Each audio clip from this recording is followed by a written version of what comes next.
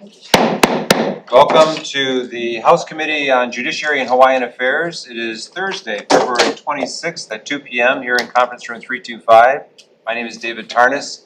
I am the chair of the committee, and we have here Vice Chair Poi Poi and our member Garner Shimizu. Other members will be here presently. If you're testifying by Zoom, or if you're testifying today, because we have a lot of testifiers, we'd like you to limit your testimony to 2 minutes, and I'll ask you to summarize at that point. We have a new system with microphones in the ceiling here. It picks up all your, everything you say, including whispering to your neighbor. And so I would ask you to keep that to a minimum. But just come up to the podium, use your regular voice, articulate, and everything should work out fine. If you're on Zoom, please keep yourself muted and your video off while you're waiting to testify, and then turn it off again after your testimony. If you need any IT, any technical support, use the Zoom chat function. If you're disconnected, just rejoin when you can, and I'll try to fit you in to finish your testimony. If the power goes off in the building here and we have to reschedule the hearing or schedule a meeting for decision making, I'll make sure to post appropriate notice. If you're testifying on Zoom, please avoid using any trademarked or copyrighted image on their background, and please conduct yourself with aloha, as we always try to do here.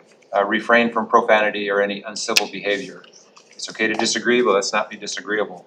Love that. Let's go ahead and get started. First up on the agenda, House Bill 2592, relating to the Mauna Kea Stewardship and Oversight Authority. This measure clarifies the powers of the Mauna Kea Stewardship and Oversight Authority so that it may carry out its intended duties regarding land use on Mauna Kea. And it has multiple parts. First up, we have the Department of Land and Natural Resources.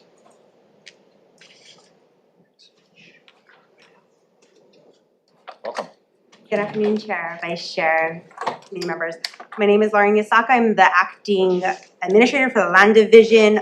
We support the transfer of the real property interest. However, we do have concerns with the transferring of the conservation district use permits. CDUPs normally run with their land. They're kind of like a covenant. So they don't change hands from applicant to applicant or permitting to permitting. It runs with the land. So in this bill, it's proposing to move from UH straight to the telescopes themselves and observatories, which it goes against kind of what normal practice is.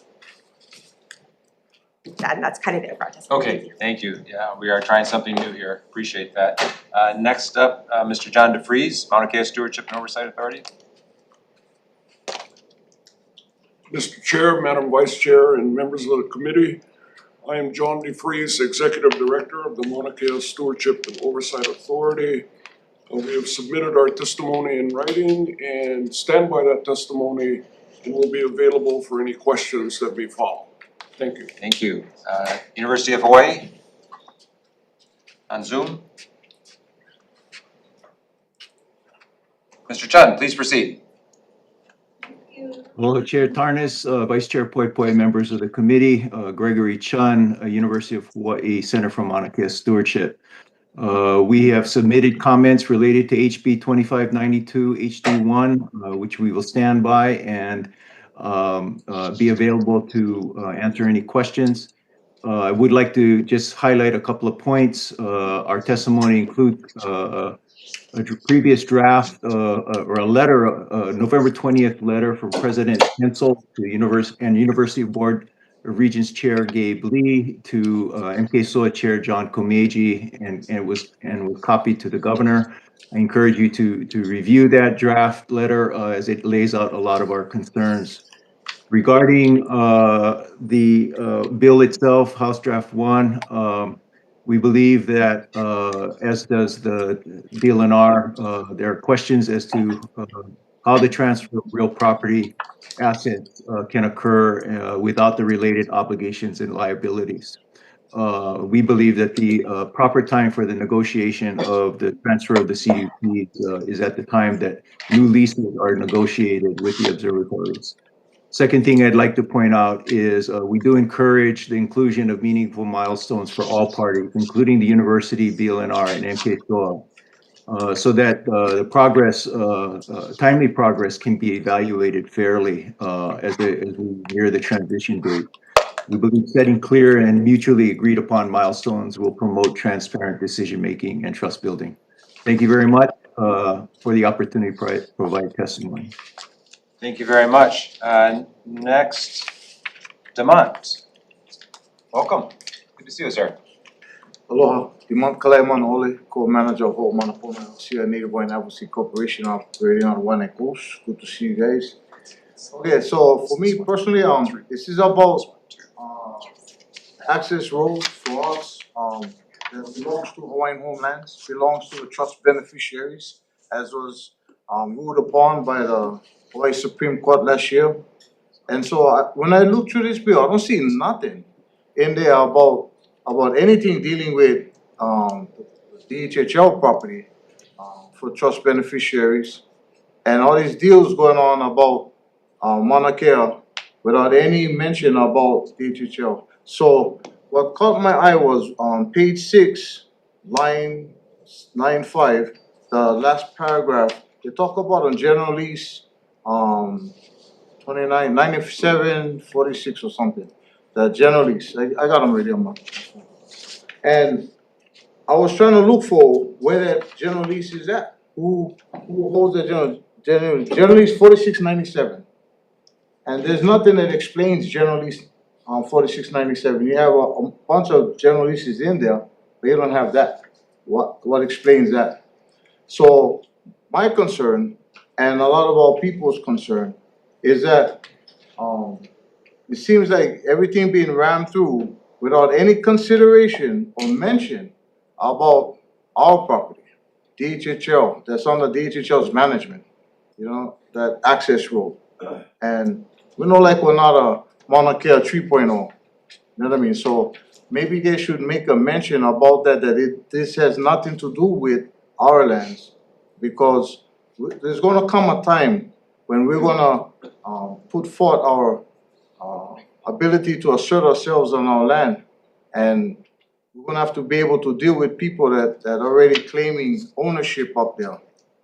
So if you can just look at my testimony, you see that I'm asking in my comments that you guys address our lands that's there, and the significance of these deals that's going on, whether it pertains to us or not, we need to know so we can take next steps.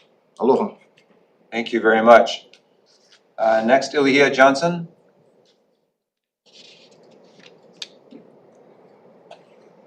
Aloha nui kako, Chair Tarnas, Vice Chair Poi Poi, distinguished members of the committee.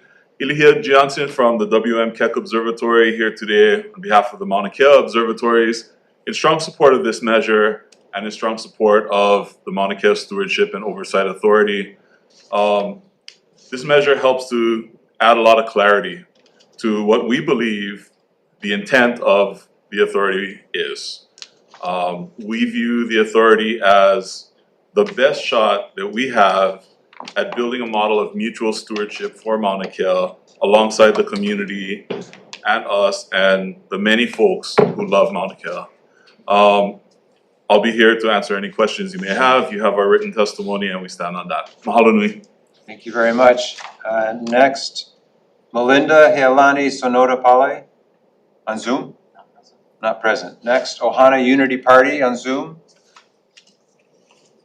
Aloha, Chair. It's Pikachu, Shelby Billionaire, back again. I love you guys. I got an appointment at 2:30. I'm not scheduled for this one. I do want to support this bill because I'm actually the only guy who adopted Mauna Kea. All these people you see in that room, they did not adopt Mauna Kea on the highway. And so I'm still there with the Lions Club, with the MOA, MOU, with the county of the Big Island. So they might say Mauna Kea is stewardship, but they're not actually protecting Mauna Kea. I know exactly who's living at the sheep station. It's Elton Mauna Koa and his wife. They've still been there since 2019. I built a post office up there with Mauna Kea up there. So whatever they're talking about, make sure it's legit. If you can pass this bill, Chair Tarnas, I know you're Akamai. You know, if it's good enough, pass it with technical amendments, clarity, and consistency. But we got 2 more bills similar to this. If they can't show you guys proof, because I clean up the highway by myself. Ain't no one coming up there, they're not doing it. So do what you can. Appreciate you all. Aloha. Thank you very much. One more try for Melinda Healani Sonoda Pale. Still not available. Okay, anyone else wishing to testify on House Bill 2592? Yes, please, introduce yourself and come on up. Good afternoon, Chair Tarnas, Vice Chair Poi Poi, members of the committee, aloha lina alale, on behalf of the Office of Hawaiian Affairs. I have with me today three of our trustees, Trustee Hulu Lindsay, Trustee Brookwood Galutaria, and Trustee Kalei Akaka in the audience. I believe that our comments were not showing in the record. They might have They're been here. submitted late. Okay. We got it, they were submitted late, but we do have them. Okay, great. We are generally in support of the intent of this bill to strengthen the structure of the Mauna Kea Oversight Authority, which we are fully in support of. We did flag a concern with language that might have been unintentionally overbroad with respect to the rights of beneficiaries to assert claims with regard to the management of the land. And that's at page 4 to 5, that it appears that it may have been overbroad in the waiver, that it's applying as far as all future claims that might be had, much like the well-known Chingy case that was brought against the Department of Land and Natural Resources to ensure adequate management and oversight of leases at Pohaku Loa with the military. We would similarly expect that the statute would not be attempting to waive the right of beneficiaries to bring that nature of claims to protect the Crown and government lands that are there. Okay, thanks for pointing that out. Anyone else wishing to testify on this measure? Back again to Melinda Heilani Sonoda Pale on Zoom. Please proceed. We cannot hear you. I'm sorry, we cannot hear you.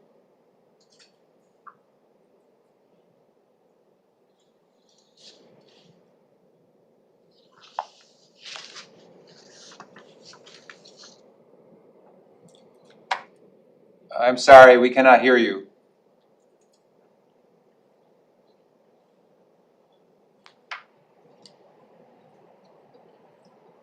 Just. Okay. Do we have written testimony from her? I believe we have written testimony from her, so I urge members to make sure you have reviewed that. She's apparently having technical difficulties. Anyone else wishing to testify on this measure? If not, questions, members? Question, Chair. Yes, Representative Mizu. Dylan R, please. Thank you for testifying. You know, in your testimony, you're concerned about the permits. Sorry for my unfamiliarity, but what is the adverse outcomes or consequences that you guys would be concerned about with these permits being transferred? So historically and across the board, the permits run with the land. There are no instances currently in which the permits run with an individual entity. By practice, it would pretty much kind of overhaul the entire CDP process and the current permits that we currently hold and that we hold the landowners accountable for. In our testimony, we tried to make it clear that in their capacity, MKSOA is basically replacing the board in their powers and their duties. And by doing so, they do have the power within their leases and their subleases to require compliance with the permit conditions and put that burden on the sublessees or their lessees. Similar to how we do now. So if we went to the board with a lease that was subject to a CDUP, we would have conditions within the lease that they are responsible for compliance. So that's kind of a big thing then, right? I would like to think so. Yeah, I guess the way that you guys word your testimony, it's pretty nice how you did it. Ask a question. So if this bill goes through and that happens, you guys are able to work with it, because you just said you guys are gonna have to overhaul your whole system. I don't know if we're gonna have to it's gonna depend on the number of requests that come in. I mean, it's gonna open up basically what I would call a can of worms, right? People are gonna call, people are gonna now try to put liability on the permit holder rather than the landowner themselves. It's going to change how these permits function and operate. Okay. Yes, Vice Chair. So, correct me if what I'm hearing is right or wrong, that this, in regard to the CDUP permits, it could be precedent setting broadly across all CDUP permits in trying to address this more narrow specific issue in the bill. Yes. Thank you. And just so it's clear, this measure deals specifically with certain land only. Correct, it does, but again, right, the precedents that it could set. Yeah, so this is very narrowly focused. Any other questions? Thank you, Chair. If not, thank you very much to the testifiers. Let's move on to the next measure. House Bill 2593 relating to Mauna Kea. This authorizes the Mauna Kea Stewardship and Oversight Authority to extend existing leases and subleases for up to an additional 10-year term. First up, we have Mr. Komeiji, Mauna Kea Stewardship and Oversight Authority. Good afternoon, Chair, Vice Chair, and members of the committee. We've submitted testimony. We're going to rely on that testimony, but I just wanted to make it clear because in reading some of the comments, people seem to be still looking at the old bill that was before Waterland. So the bill that was originally submitted created an automatic 10-year extension. Waterland, the House Waterland Committee clarified it and changed the bill, House Draft 1, which says that we would have the authority, Mauna Kea Authority would have the authority to extend the leases. This bill itself does not extend the leases. It would have to be a decision by the Mauna Kea Authority. And what I wanted to make clear is that if we decided to do so, we would do so in terms of extending leases, we would do it in a very transparent and responsible manner. Thank you very much. Next, University of Hawaii on Zoom. Mr. Chan.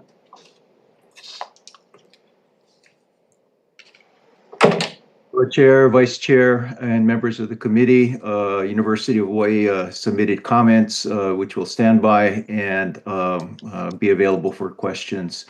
I just want to note that we do support the intent of this bill to create a pathway for lease extensions, particularly given the impending expiration of the university's general lease and the subleases to the observatories. We do note that it is unclear, however, when those lease extensions are intended to occur. And that's an important detail from our perspective because not knowing when the 10-year extension is effective would possibly affect the level of investment and motivation by the observatories to obtain additional outside funding to continue their operations. We also note that we believe there are some legal requirements to extend the leases, particularly regarding HRS 17136 and HRS 17195. And finally, we do call once again and recommend once again for encouraging the inclusion of meaningful milestones for all parties. Setting clear, mutually agreed upon milestones we believe will promote transparent decision-making and trust building. Thank you very much. Thank you very much. Next, Ilihia Johnson.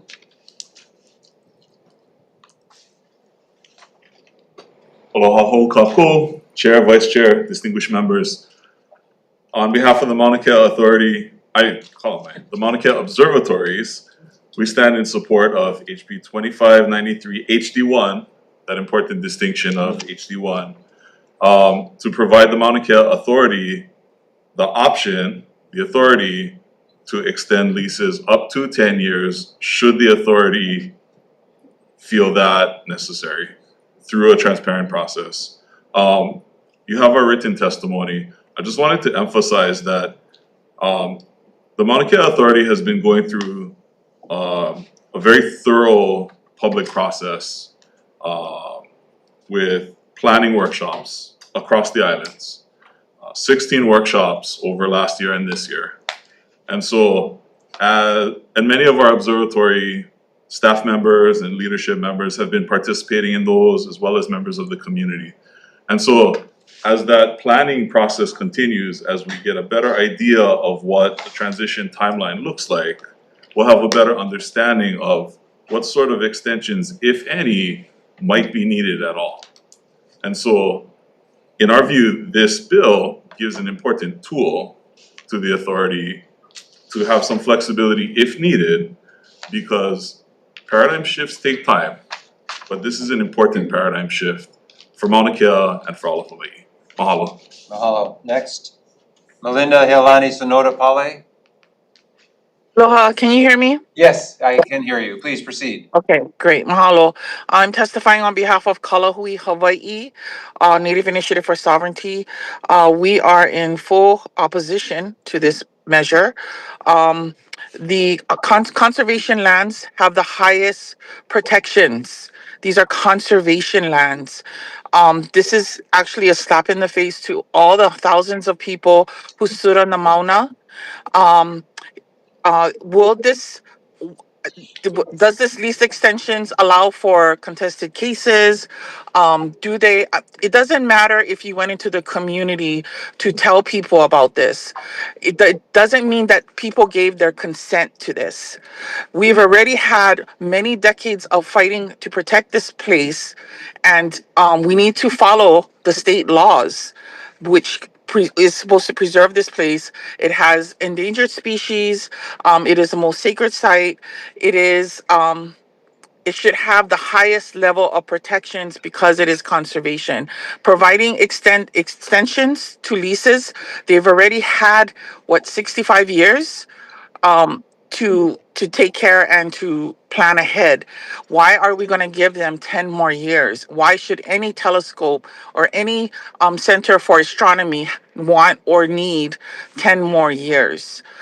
This is really an insult to everything that Hawaiians have stood for on the Mauna.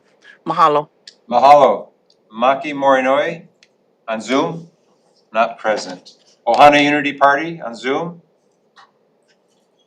Oh yeah, it's me. You already heard from my cousin Healani. So I'm going to pose this bill as well, following her suit, because we did fight on the Mauna. We lost a lot of lives, a lot of things, and they're not telling you the truth. Can you actually go to the telescope and see the aliens? What are you doing this for? They can't talk about the Anunnaki, the Greys, Epsilon Eridani, and the aliens are 44 light years from here. They couldn't do it the 3I Atlas Comet. I'm not sure what those telescopes are doing, because we can do it here with our hand, with our cell phones. We got over 8,000 people on Kukiai Mauna watching this stuff now, because they don't know what the heck's going on. I can guarantee you, Moko Kev does not know what's going on right now, because I just texted the people who live on the Mauna. So everyone's going to be watching this after the Feb. So do the right decision, defer this bill. Thank you. Aloha. Thank you very much. Anyone else wishing to testify on House Bill 2593? Please, come on up, sir. Aloha, Iman Kalaimana Ole, co-manager for Manapono LLC, a Native Hawaiian Advocacy Corporation operating out of Waianae Coast. And I didn't submit testimony because I was confused about this bill. And judging from the comments from the Mauna Kea Authority, I love this brother. This guy is good people, nothing against them. And DLNR, it seems like they don't even know if this thing gonna be leases can, no can, when can, whoever can. So what I'd like to be able to express is in support of what Helani had talked about. Well, a lot of our people was on the Mauna, fighting to protect the Mauna. And it seems like people just saying, let's go get a couple of Hawaiians together on a group and we can go make a decision for everybody. I don't think so. I don't think that's gonna happen. We have a right to know exactly in the bill if lease is gonna be able to be extended or not. You gotta be clear on the bill. Otherwise, the bill should be dead. Why would you allow a bill to pass without clarity, right? We have a right to clarity. And the reason why I say that is because we stand ready. The trust beneficiaries have waken up. We stand ready to be able to litigate in any time, anywhere, against anybody without the need of lawyers. We have the ability to do that at our own pro se. So we're gonna continue to monitor everything that is happening. So I'm asking you guys need to kill this bill because this bill is not ready. Because you guys not even clear on who can issue leases or if the lease is gonna be issued by the authority or not, when, how. You already had a disagreement right here in this hearing. So I think this bill should die. Aloha. Thank you. Anyone else wishing to testify? If not, questions? Just one question for Mr. Komeiji. Now, this bill clearly states that this does not extend leases. Correct. This provides the authority to the Mauna Kea Stewardship and an Oversight Authority to be able to initiate a process, if you choose to extend leases. And that would have to be a deliberative process with opportunity for people to participate. Correct. All the people who were protesting on the mountain, who have very legitimate, strong feelings about it, they would all be able to participate. That's what I meant by transparent, that if we do so, it'll be public and we'll have public hearings. Yeah, I just wanna make sure that that's clear for everybody, that this does not extend leases. It gives the Mauna Kea Stewardship and Oversight Authority the ability to do that, but you would have to go through a public and a transparent process that would include participation of anyone who chooses to participate. Correct. Okay, just wanted to assure that, thank you. Thank you. Any other questions, members? If not, thank you very much to the testifiers. Let's move on to the next measure. House Bill 2047 relating to the Aha Moku Advisory Committee. This measure amends the process for the hiring of the executive director of the Aha Moku Advisory Committee, and it does other things as well. You can read it on the hearing notice. First up, we have Amy Kaupico on Zoom, not present. Anyone wishing to testify in House Bill 2047? Not, no one's here to ask questions of, we're gonna. Can I ask questions? Can you? Oh, sure, I don't know if, is I the did. department ready to answer, but you can try. Maybe, I can try. Acting Chair, Ryan Kanako. Thank you so much, Chair, for being here. So my question is, in the HRS, the oversight of the committee does fall under the Department of Land and Natural Resources. And I don't know if you were able to review the testimony from the last hearing, but my questioning has been around, first of all, maybe you can speak to the department's oversight and how you view that advisory role. Yes, so Aha Moku is administratively attached Excuse to me, the could you, Illinois. for those who don't know you, I know you're a famous guy, but everyone on TV land doesn't know you. Ryan Kanakole on behalf of the Department of Land and Natural Resources. And people who are watching the camera up there on TV, they know who you are. Thank you. So just to recap, AMAC, Aha Moku, they are administratively attached to the Department of Land and Natural Resources. So as far as our administrative support, whether it be human resources, fiscal support for procurement of matters, I'm Chief Procurement Officer, and our DLNR staff help support Aha Moku, which is right now paid staff of 1, the executive director. And so that's where the oversight falls. And as far as the statutory role, I believe it's the verbiage in the act is Aha Moku sits as an advisory capacity to the chair of the board. Yeah. Okay. So in that advisory role, do you believe that at least at bare minimum, the department or the chair's office should be overseeing at least the basic legal functions, like to ensure that the committee is following like the Sunshine Law and reports to the legislature, or do you, in your opinion, does that completely fall within the committee itself to be responsible for that kuleana? So that's actually a good question because that it falls in part on the commission. Is it a commission? Committee. Commission, it's the committee to follow the rules, right, to implement.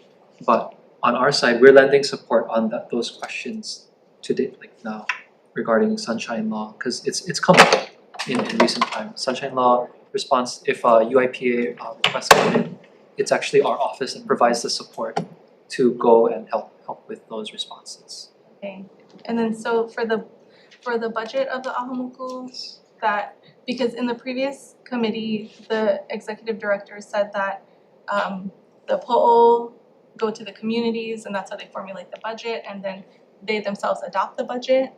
But my question has been like, how are you adopting the budget or any advisory decisions in the absence of Sunshine Law meetings? which I believe they are subjected to. So I'm just trying to understand how the oversight from the department works, or if it doesn't, because in my previous conversation with Chair Chang, it did seem like a more hands-off approach in that aspect. No, it's generally hands-off on the operations side, but when these questions of compliance come through, because they're administratively attached to us, we will send those legal questions regarding sunshine applicability to our DLNR serving attorneys.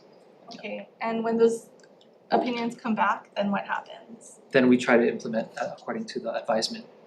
Yeah, so for this situation, regarding sunshine law itself, I don't have a handle on the conclusion yet, but I know that that question that you just raised, whether it's up to AMAC falls under sunshine, that has come up. And I think that's at our attorneys right now. Okay, thank you. Those are, I guess I'll leave it there. I think you're aware of my concerns, and I appreciate you being willing to look into it and being here to answer the questions. And if it does come out, so for example, Kirk, that's a good example actually. So Kirk, Sunshine Kaho'olawe Island Reserve Commission. Kaho'olawe Island Reserve Commission, they fall under sunshine law. And so, you know, they have the capacity to do the notices and agendas and everything.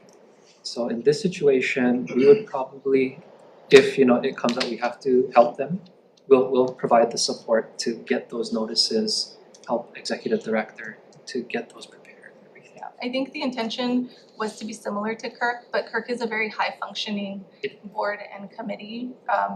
And the makeup of it as well, right? It's a lot of designated from the government and people, so okay, thank you. Thank you. Okay, if there's no more questions, let's move on to the next measure, House Bill 2231 relating to island burial councils. This measure transfers the appointment authority for island burial council members from the Governor and Senate to the Board of Trustees of the Office of Hawaiian Affairs. First up, Office of Hawaiian Affairs. Aloha, Chair, Vice Chair, members of the committee, Lena Olole on behalf of Office of Hawaiian Affairs. We'll stand on our written comments. We're generally supportive and willing to accept the kuleana of appointing the geographic moku reps. OHA already nominates candidates for these seats and submits them to the governor for appointment and confirmation by the Senate. So the change in this bill to transfer the actual appointment to OHA would be something new for us, but something that we are willing to accept. We do have concerns with accepting that role with respect to the large landowner seats because it's not directly within our statutory mandates or constitutional duties. But as far as appointing the moku reps who are primarily Native Hawaiian practitioners and lineal descendants, that aligns directly with OHA's core areas of operation and existing duties. Thank you. Ohana Unity Party online.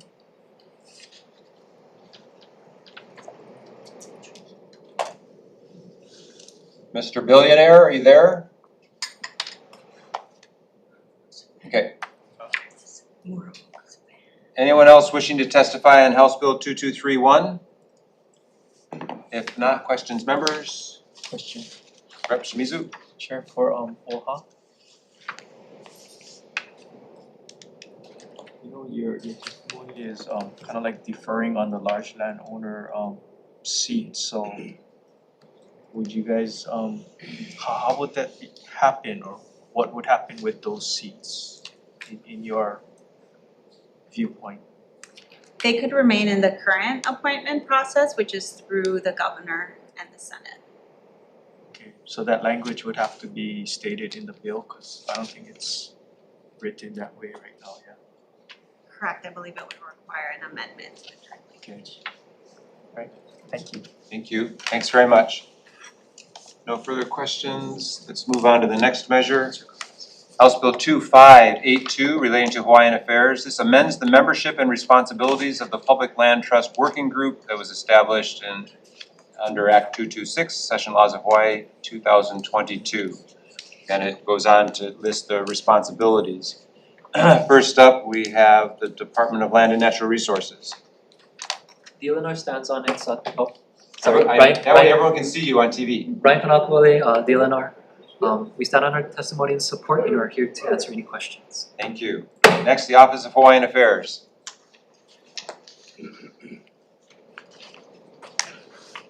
Mahalo again, Chair, Vice Chair, members of the committee, Lena Holiday on behalf of Office of Hawaiian Affairs. And I would like to highlight that two of the trustees in the room are currently members of the Public Land Trust Working Group that's the subject of the bill, Trustee Lindsay and Trustee Galutaria. And Trustee Lindsay has actually served and is the current acting chair of the working group since its inception in 2022. So she's available to answer any questions.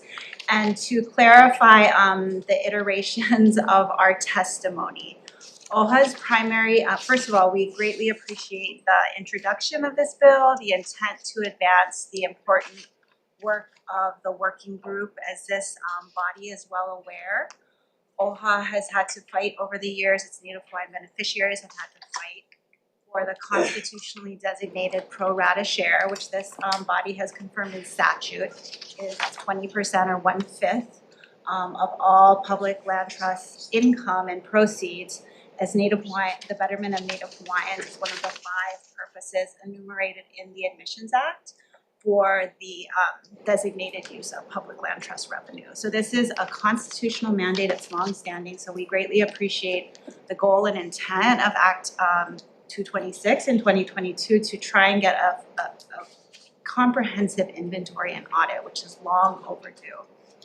And this bill would help to advance that.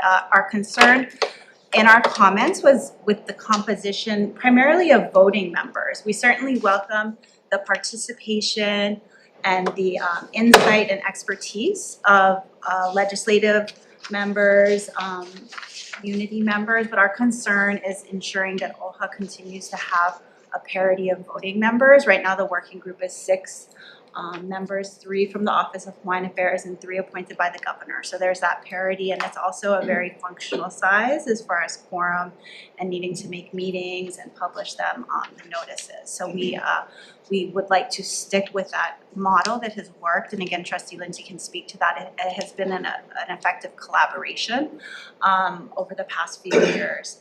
And then we do recommend that there be an additional amendment that we did have in our supplemental written comments about the election of the chair being from among the OHA designated seats. And finally, we did have some technical amendments with respect to the deadlines because the experience that OHA already has with having conducted a very comprehensive review of financial audits in 2016, that took a full year. That wasn't counting the contracting and the procurement. That was just 1 year for a well-done professional expert review of agency receipts, which is essentially what we're being called upon to do again. So we think the proposed timelines, just providing, well, we actually stick with the timelines, but we propose it's just a progress report until we actually get to 2028, which is a more reasonable time frame for having actually produced anything that could be put in a useful form for this body's consideration. So we're available for questions. Mahalo. Thank you very much. Next, Mr. Billionaire, Ohana Unity Party on Zoom. Not present. Okay, anyone else wishing to testify on House Bill 2582? If not, questions, members? Question, Chair. We're gonna go with Rep. Cochran first. Okay, for OHA, please? Yeah, thank you. Aloha. Yes, so I thank you for your testimony and the proposed amendments. So I'm wondering, the other in respect to, I guess, Maui County particular, have you gotten inventories from Maui County to be, you know, reported their numbers? That would be a question more appropriate for the members of the working group, but there were initial outreach done, and there was a report that we cite to in our testimony that summarized some of the responses with respect to I would urge members to take a look at the work products that have come out Working group with the reports. details of what they have, because this bill really deals with the composition of the group, not their work product. Okay, thanks, I'll look into No, it, thank you. I would have actually After your question, I would urge all members to really take a look at the work product Sure. of this group. It's doing very important work, and I think we all should be aware of. Very good. Thank you for your question, Yeah, Rep. thanks. Cochran. Thank you, Chair. Rep. Shimizu? Oha, I just wanted to clarify the ratio, so you guys would have 4, and the governor would have 2 to start off with, and then the Senate would have 1 additional, and the House of Reps would have another additional. So it'd be 4, you guys got 4, and then 1 is a neutral that you guys vote on, right? So there'll be 9 total, is that the math? So we've had, so I apologize, our testimony is somewhat confusing. We've had further conversations with the introducer, and we're fine with leaving the current 3 to 3. That's what it currently is. The working group is 3 OHA and 3 governor designated seats. And then any additional appointments for the legislature or for community seats, we understand would be non-voting, and that would be fine. And really any reasonable size would be acceptable to us, but we do think the current 3 format is working well.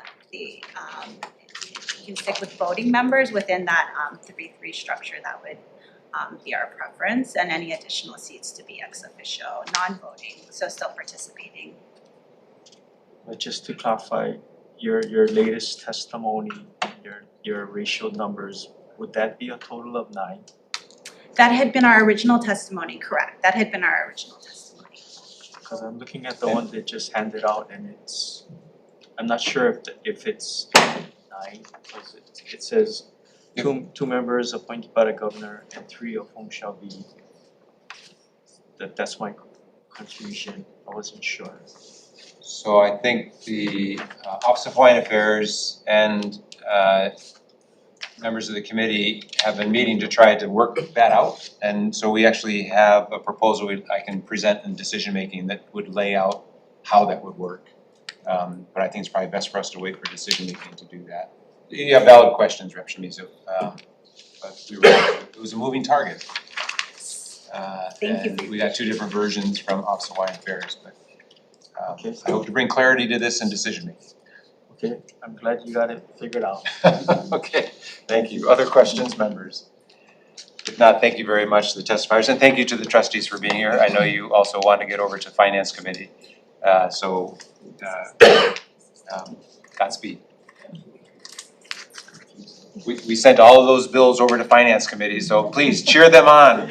We want them to pass, so please do. Thank you for your advocacy, because this committee certainly advocates for the Office of Hawaiian Affairs. So, mahalo.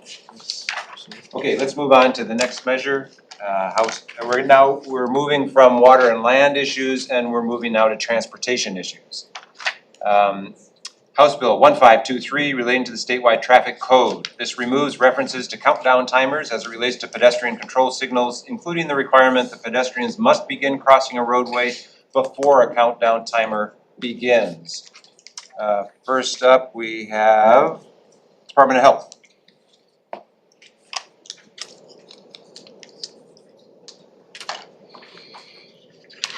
Good afternoon, Chair Tarnas and Vice Chair Poipoi, members of the committee. I'm Lola Urban with the Department of Health. And the Department of Health offers comments on this transportation bill because promoting fiscal activity and promoting optimal opportunities for fiscal activity is part of our well-being. And only 1/3 of adults and less than 1 out of 5 high school students meet fiscal activity recommendations. And so being physically active also means a built environment that supports it. Practically speaking, if I stand at South Veritarian trying to cross the street, which I do at noon every day if I can, if a car comes in my way trying to make a right turn and blocks my green light, and the countdown timer starts, if I start walking and there's 24 seconds left, because now the driver finally sees me, I can get ticketed $130. And so this is where HB 1523 HD1 says there won't be a violation if I start walking, because I can, at this point in my life, reasonably walk across with the 24 seconds left. So that's what HB 1523 HD1 would allow. And that's why from a public health perspective, we're providing comments. Thank you very much for the opportunity to provide this. Thank you for speaking up for pedestrians. Yay, thank you. Next, Abby Seitz. Another person who speaks up for pedestrians.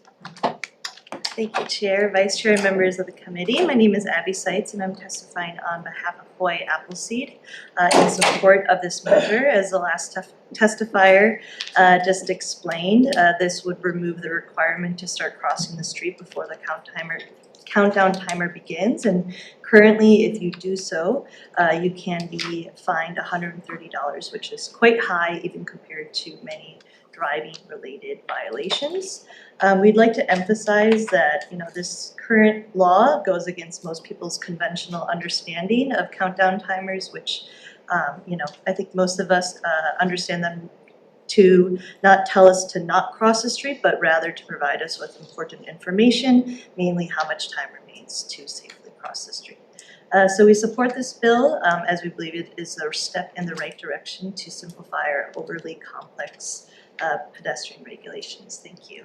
Ha ha ha, did you get that? A step in the right direction? I like that. That was good, Abby. That was good. Okay, next, Hawaii Public Health Institute in support on Zoom. Good afternoon, Chair, Vice Chair, and members of the committee. My name is Patty Hazistavrakis, and I'm the Active Transportation Specialist with Hawaii Public Health Institute. And Hawaii Public Health Institute, as well as the Healthy Eating and Active Living Statewide Coalition, we support this measure and stand by our written comments. Updating the statewide traffic code to remove this language at designated crosswalks would provide additional freedom for pedestrians to cross safely using the entire walk cycle, improving the safety of all road users. We ask that you please pass this measure, and I thank you for the opportunity to testify. Thank you very much. Is there anyone else wishing to testify on House Bill 1523?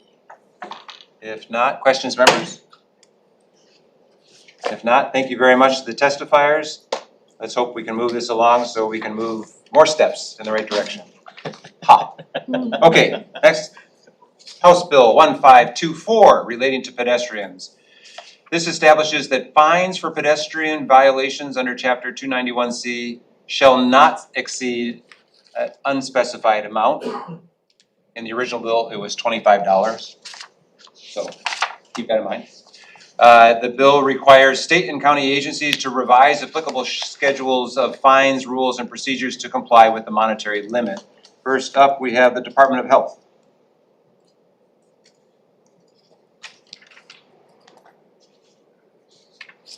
Thank you, and good afternoon, members of the committee and Chair Tarnas and Vice Chair Poi. I'm Lola Urban with the Department of Health, and as I mentioned in the Department of Health and Public Health, we want to promote health and promote this activity as part of it. It means then that in terms of how our built environment is designed, rather than just relying on education and enforcement, we also think engineering and that built environment is really important. And so we would like to see that rather than using enforcement and a punitive approach for pedestrians using our roadways, that pedestrians be considered part of the users of the roadways, and that we move away more of a punitive approach to one that looks at better road designs that supports all of us in our movement. So thank you for the opportunity to provide testimony. Thank you very much. Ms. Seitz, Hawaii Appleseed Center for Law and Economic Justice. Thank you. Testifying again on behalf of Hawaii Appleseed in support of this measure. We believe current fines for pedestrians are overly excessive and vastly disproportionate to the action at hand. As I mentioned before, pedestrian violations can start at $130 and go up to anywhere to $180. But in comparison, for some driving-related violations such as speeding on Oahu, those fines can start at around $62. So many people, especially those not relying on a vehicle and who rely on walking, cannot afford these steep fines and often left unpaid. They can lead to bigger consequences like debt collection, damaged credit, and the like. So we, again, we believe that this bill is important to mitigate the harms caused by our overly excessive pedestrian fines. And we also offer some suggested amendments, mainly to restore the original language of the bill with the cap of $25 for pedestrian fines. Thank you. Thank you very much. Is there anyone else wishing to testify on 1524? If not, questions, members? If not, thank you very much to the testifiers. Let's move on to the next measure. House Bill 2021 relating to transportation. This measure relates to the regulation of electric bicycles. And it has a lot of different parts to it, and I will leave it to you to read in the hearing notice. House Bill 2021. First up, Department of Transportation on Zoom. Not present. Next, Mr. Hernandez, Hawaii Bicycle League. Not present. Next, Zach Goodman. Not present. Anyone else wishing to testify on House Bill 2021? If not. Oh, over here. Oh, yes, please come over. I have the Kauai Police Department, but you're not with Kauai Police Department. Please introduce yourself. Thank you for being here. Good afternoon, Chair, Vice Chair, Committee meeting members. I am the acting captain with the Honolulu Police Department's Traffic Division. Right now we are in support of House Bill 2021, as this bill establishes a clear and updated regulatory framework for electric bicycles, electric micromobility devices, and other emerging electric transportation devices. It also strengthens the public safety by establishing clear rules for the electric bicycles and other micromobility devices, providing officers with consistent and enforceable standards. It helps to reduce collisions, protect minors through age and helmet requirements, and prevents high-speed devices from creating hazards in pedestrian areas. The updated definitions and labeling requirements also improve clarity for enforcement and future planning. Overall, the bill supports safer roads, clearer regulations, and more effective communication between riders, pedestrians, and law enforcement.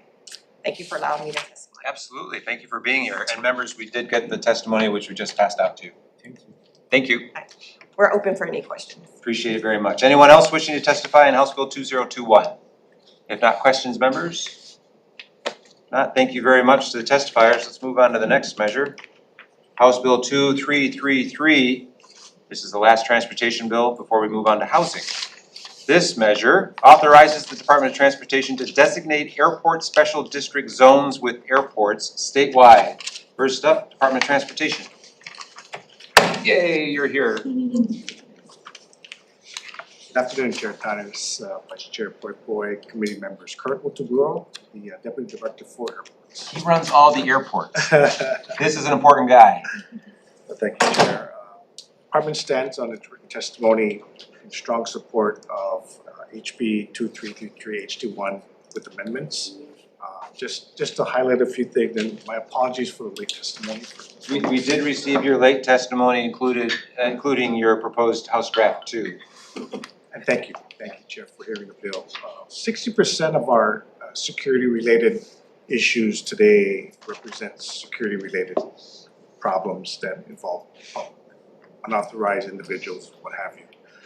Just tracking it with the Sheriff's Department, over the last 3 years, if you count 2023 and 24, we had about 180 incidences that were registered. In 2025 alone, it was 198, so almost double. And so what we're after with this measure is to really improve public safety, employee safety, which is much of a concern, especially for employees that are departing late at night, since airports are 24/7 or have operations that way. And so we believe that establishing the special district will tie in the penalties with stronger enforcement that our sheriffs can do. So happy to answer any further questions. Thank you. Thank you very much, Deputy Director. Thank you for being here.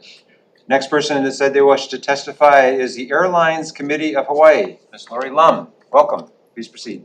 Good afternoon, Chair, Vice Chair, members of the committee. Lori Lam on behalf of the Airlines Committee of Hawaii. We will stand on our testimony in strong support of the bill, and we also support DOT's requested amendments. Thank you for the opportunity to testify. Thank you very much for being here. Anyone else wishing to testify on House Bill 2333? If not, questions, members?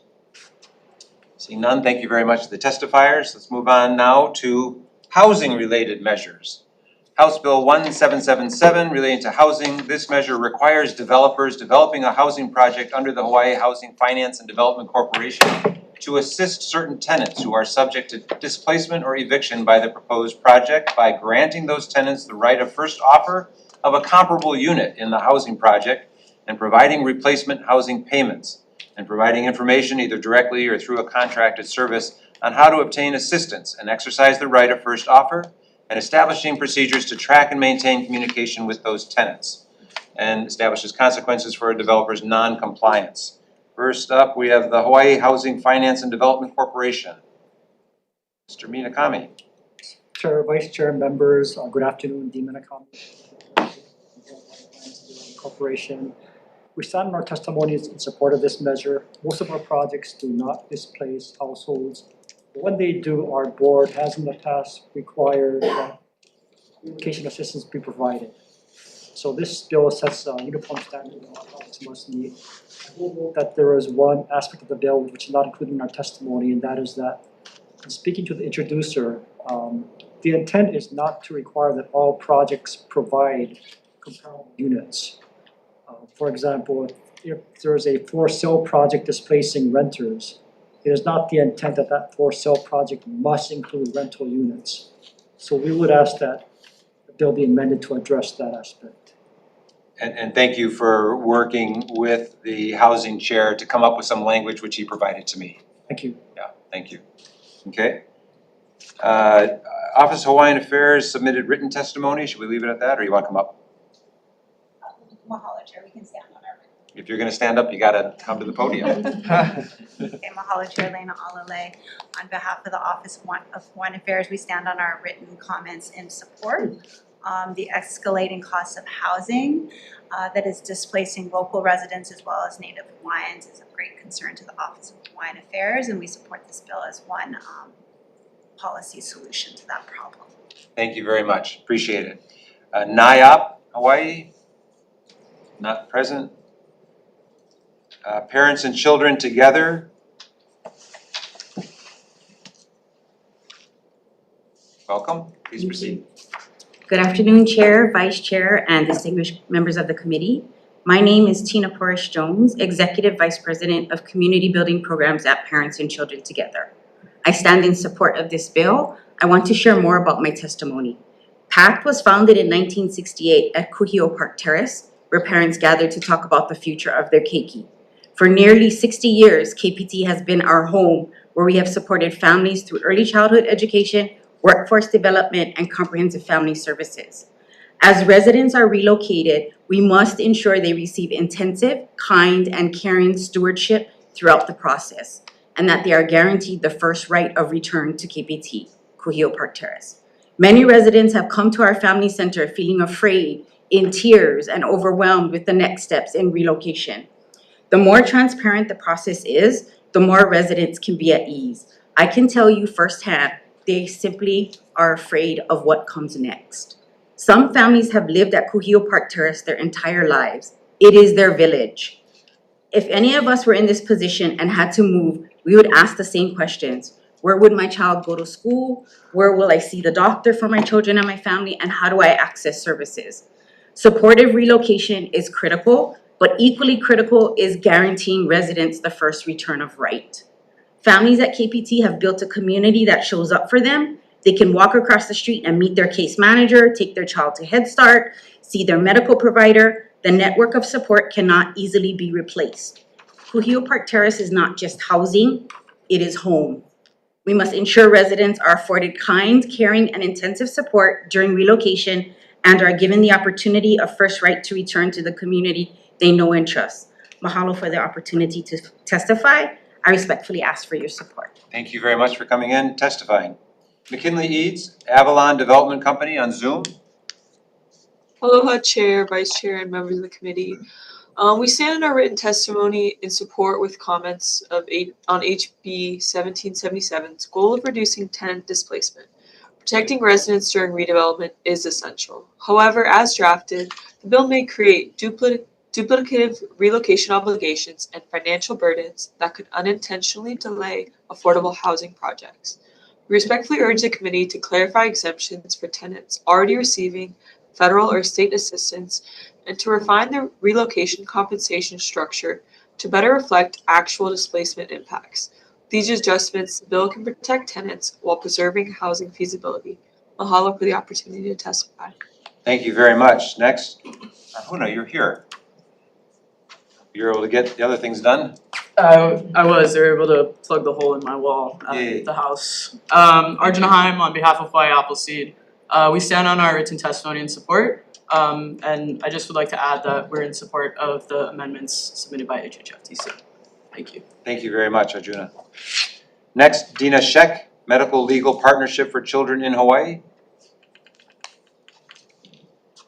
Thank you. Good afternoon, committee members. Thank you for hearing HB 1777 today. My name is Dina Sheck. I'm the legal director of the Medical Legal Partnership for Children in Hawaii and the co-founder. For over 16 years, our Medical Legal Partnership has provided free direct legal services at Kukulihi Valley Health Center. We have served many public housing residents, including tenants of the KPT low-rise, where 64 units were recently demolished to build 304 affordable housing units. I witnessed a lot that went wrong during this redevelopment. Children being relocated far from their home school districts, elders being sent to inaccessible units, and uninhabitable boarded up units offered to numerous families. I also witnessed some things that showed promise. HPHA, while they repeatedly stated that they were not required by federal law to offer a right to return, they did actually commit to a right to return. I believe this was also required by HHFTC. And in fact, HPHA has promised to provide 65 project-based vouchers, which would allow low-rise tenants to return under the same rent scheme as they had before. Initially, it was 80 project-based vouchers. The last time I looked at the documents, it was 65. The problem is that these are only promises, and there's no oversight for the execution of these promises. And as we head into the governor's massive plan to redevelop 9 more public housing complexes, a lot of Oahu's public housing complexes, most of which seek a 5-fold increase in the number of units, we must have stability and accountability and clarity for that relocation and return process. The governor's redevelopment project is poised to displace nearly 2,000 public housing residents to build over 10,000 new affordable units. Codifying those promises will ensure some basic accountability and enforcement when low-rise tenants are displaced by redevelopment. I thank you for your consideration and urge you to support HB 1777. Thank you. Thank you very much, Ms. Sheck, and thank you for your work. Kathy Martin, welcome. Aloha, Mr. Chair and Vice Chair and the rest of the committee. My name is Kathy Martin, and on behalf of Micronesian Health Advisory Coalition, I strongly support HB 1777 to protect local families facing displacement due to redevelopment. This bill prevents the permanent displacement of long-standing local residents by providing a clear right of first offer of a comparable unit in the new development.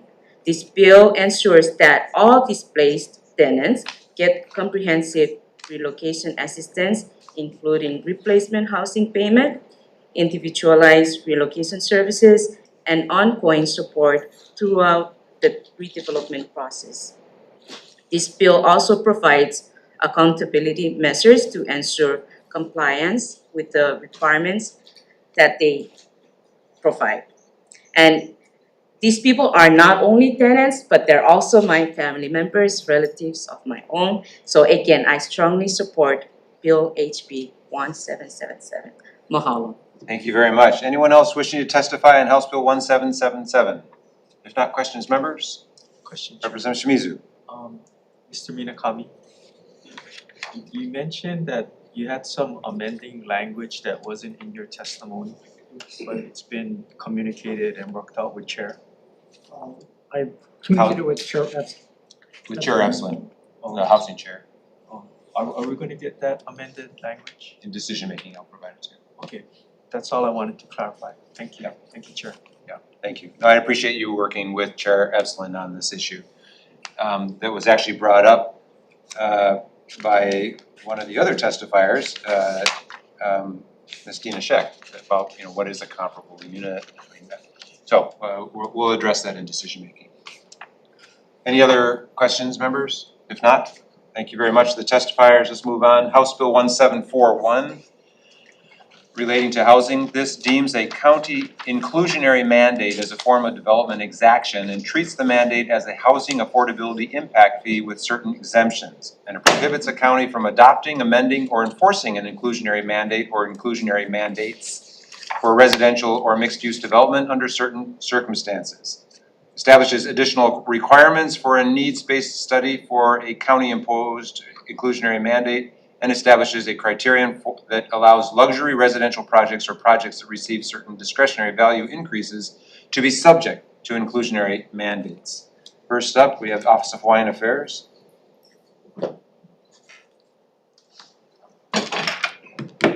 Aloha kako, Chair, Vice Chair, members of the committee. We're here to offer comments. The first thing the Office of Hawaiian Affairs wanted to note is that the court case that's cited in the bill is something that is not about what inclusionary mandates are. It's about an exaction and a fee that we have.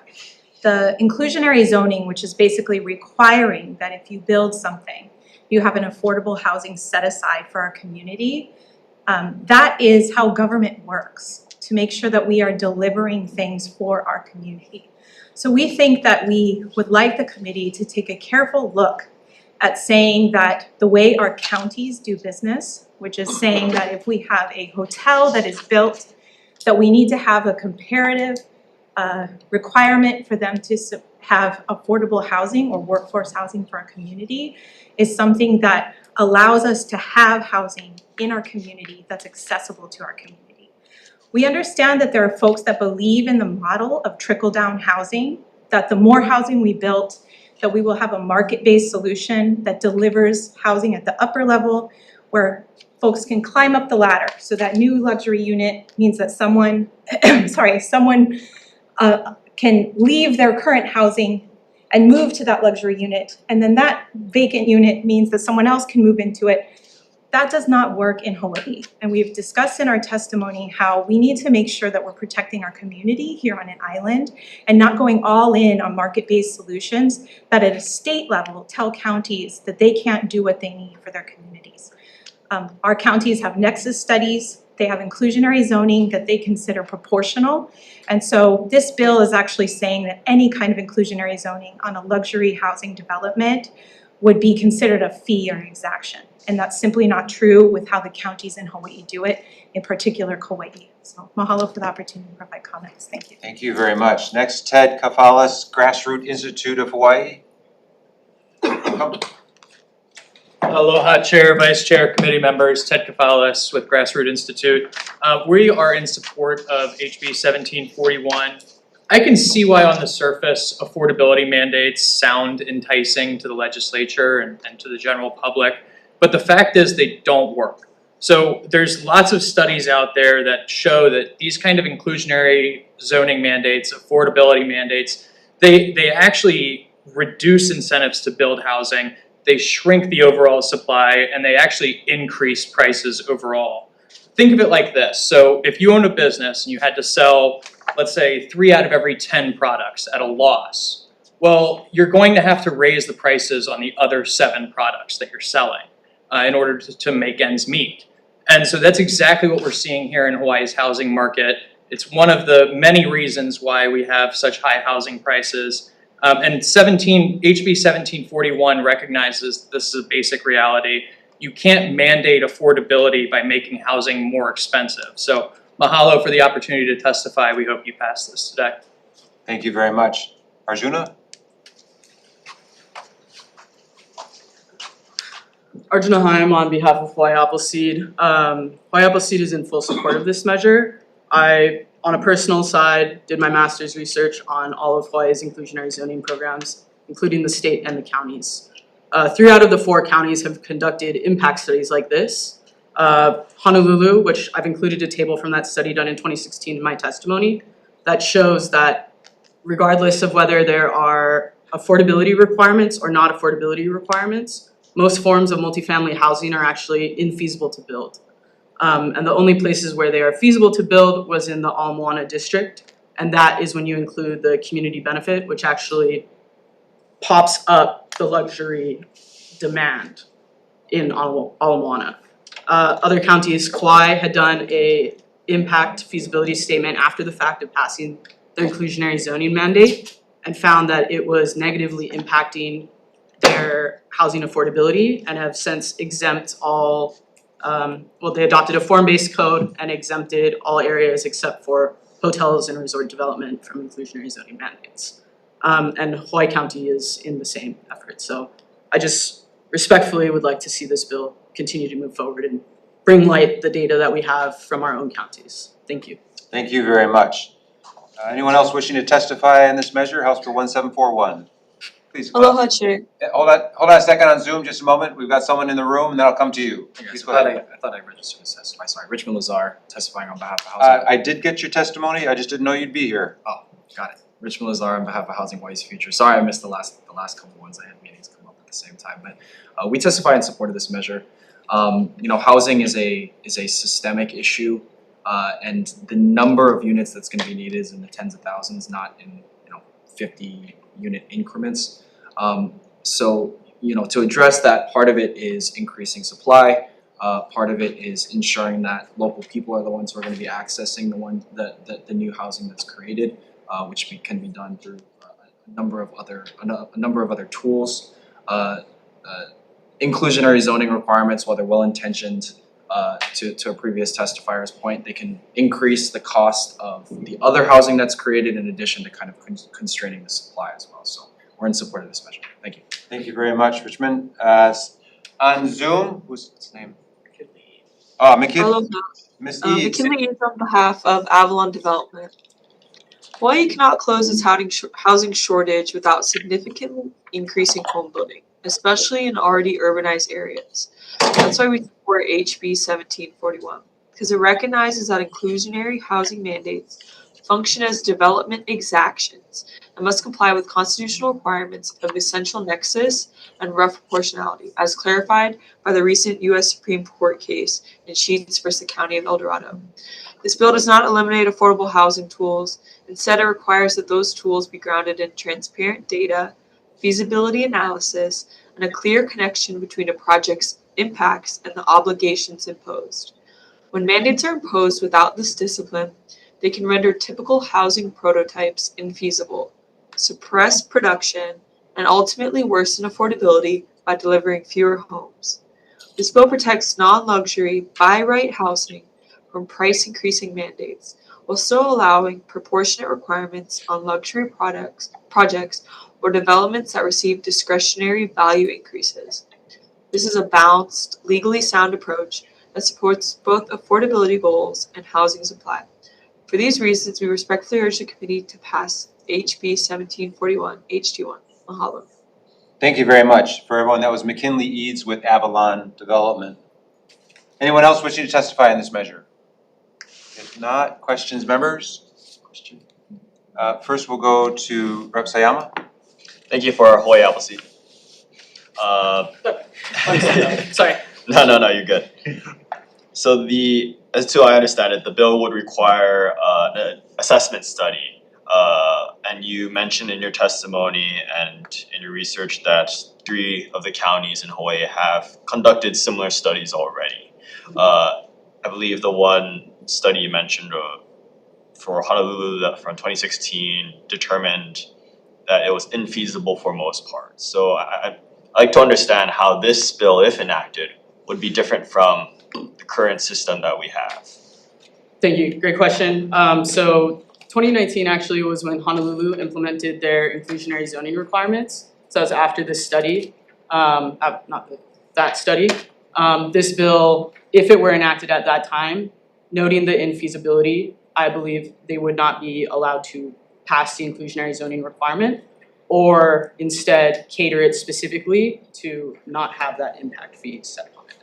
And since Honolulu passed the inclusionary zoning requirements in 2019, there hasn't been a project, I guess, with the exception of this Ala development that's been successful. Yeah, in the interest of not getting too intense on this, Sure.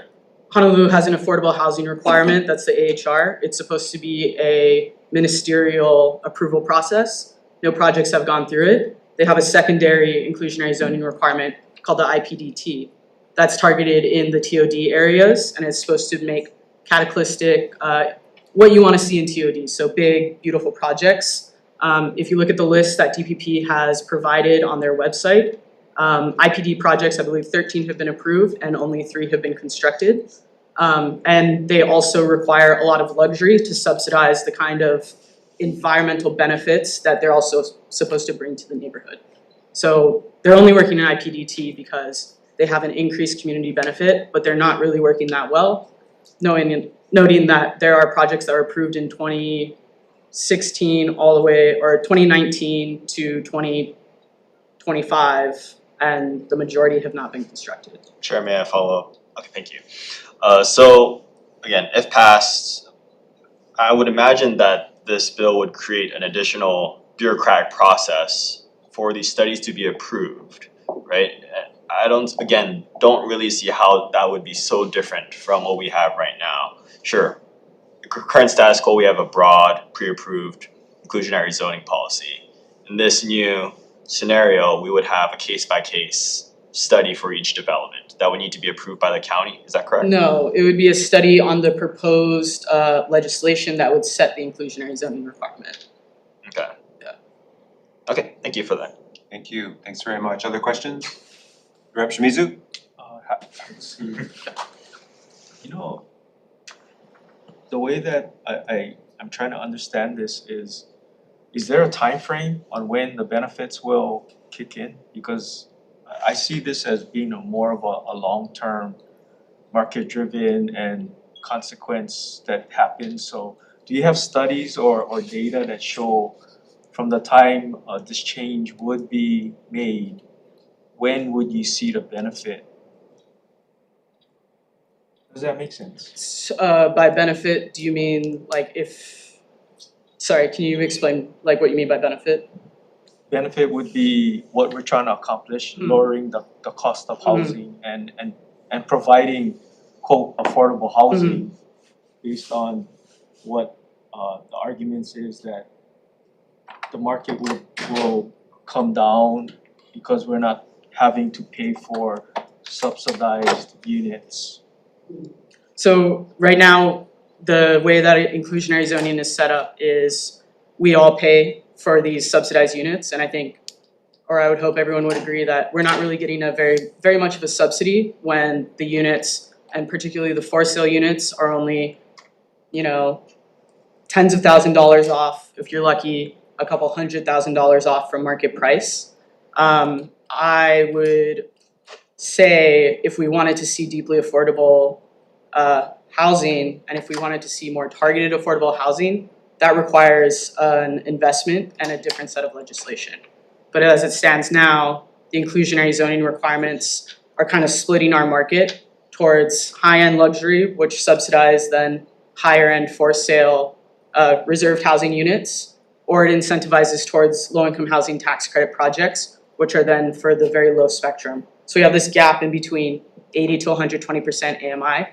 That's desperate, and a lot of this could be solved by, increased amount of housing particularly in our TOD areas. Follow-up question, Chair. I'm sorry. Can you explain how this new bill is gonna provide better housing prices that will be affordable? It would require that the counties pass legislation that's based on data and doesn't increase the cost of housing. So studies from the mainland show that for every year an inclusionary zoning mandate is in place, it increases the cost of housing across the spectrum, regardless of external factors, by at least 1 to 5%. So it's not going to create a bunch of affordable housing, but it will create opportunity for much more housing which creates more competition. The higher end of the spectrum is more satisfied. So what I heard you say is, if we pass this bill, we're relying on the counties to pass further legislation? Is that what you said? If we pass this bill, then we're relying on the counties to pass evidence-based legislation. Okay, thank you, Chair. Thank you. Any other questions? If not, thank you very much to the testifiers. Let's move on to the next measure, House Bill 1700, House Draft 1, relating to housing. This measure includes housing projects for individuals with disabilities and individuals with access and functional needs as eligible projects to apply for expedited permits. First up, Daintree Bartoldes, Hawaii State Council on Developmental Disabilities. In support, not present. Next, Richmond Lazar, you're here. Navian, Hawaii. I am here, thank you, Chair. Richmond Lazar testifying on behalf of Navi and Hawaii. So as many of you guys know, Hawaii's demographics are changing pretty rapidly over the next 10, 15, 25 years. By 2035, we expect a huge increase in the amount of people 65 and older, with the majority of that 85 and older. These people are gonna need a lot of healthcare as they go through the course of aging. So Navian, we have a home in Kailua for hospice, we have a home we're trying to build in Gulick, and these are the types of things capacity that we need to build as the demographics change and as the healthcare needs change as well. So we support this bill. Thanks. Thank you very much. Is there anyone else wishing to testify on this measure, House Bill 1700? Please come up. Aloha Chair, Vice Chair. My name is Perry Smith. I'm the Director of Policy at Housing Hawaii's Future. We did get your testimony, I just didn't know you'd be here, sorry. Mahalo, yeah, all the tall guys are sitting in the same corner, so I'm struggling to get out. Housing Hawaii's Future, we strongly support House Bill 1700.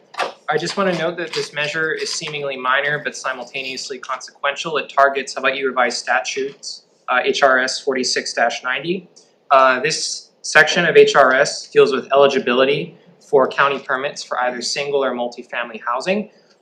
This measure makes a minor amendment to HRS 46-90. It also provides that the same permits which expedite single and multifamily housing may also apply to those housing projects which are targeting individuals with disabilities or individuals with access and functional needs. Our mission is to expand housing options for folks, young folks, typically millennials and Gen Z. There are many folks in our generation who deal with disabilities, and there are also folks who have to take care of their kapuna. And so for that reason, we humbly ask that you make this minor, or rather that you advance HB 1700 and that you would provide more housing options. Thank you. Thank you, Mr. Smith. Anyone else wishing to testify on this measure? Not questions, members? Not, thank you very much to the testifiers. Let's move on to the next measure, House Bill 1738, related to land use decision making. This measure provides the authority for counties to amend district boundaries involving land areas of greater than 15 but no more than 25 acres for the purposes of residential housing, agricultural workforce housing, long-term rental, or workforce fee simple ownership. First up, we have Office of Planning and Sustainable Development. Good afternoon, Chair, Vice Chair, members of the committee. Aaron Sitovel for the Office of Planning and Sustainable Development. OPSD stands on its written testimony and support. Thank you very much. Hawaii Department of Agriculture and Biosecurity, not present. Land Use Commission. Scott Derrickson, good to see you, sir. Aloha kako. Yes, I am Scott Derrickson. Yes, you are. Chief Planner, State Land Use Commission. The commission met on February 11th to discuss legislative proposals, and at that time, they did not take a position on this measure. But they did express support for expanding housing options and noted the bill lacks any explicit affordability requirements. So to support that, the LUC staff recommends the inclusion of the word affordable before the term residential housing in the new section D contained in the measure. I'd also like to point out in section D, the last paragraph, which talks about allowing counties to consolidate proceedings. In that section D, it also includes the term, the general plan for part of the consolidation. But this whole section is predicated upon these types of up to 25 acre district boundary amendments already being part of an approved general plan. So you don't need that term, the general plan, in that paragraph. You don't need it because in the prior section C of the existing law, that you allow for the counties to do consolidated proceedings for other district boundary amendments that wouldn't fall under this section. Okay? Thank you. Any questions if you have them? Thank you very much. Next, Lindsay Garcia, you just came in on time. Oh, I'm watching outside.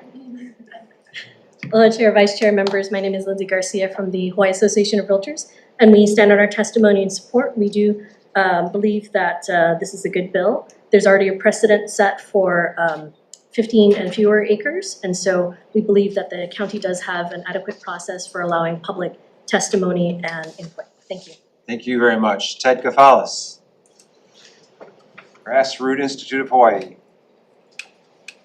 Aloha, Chair. We are in support of this measure as well.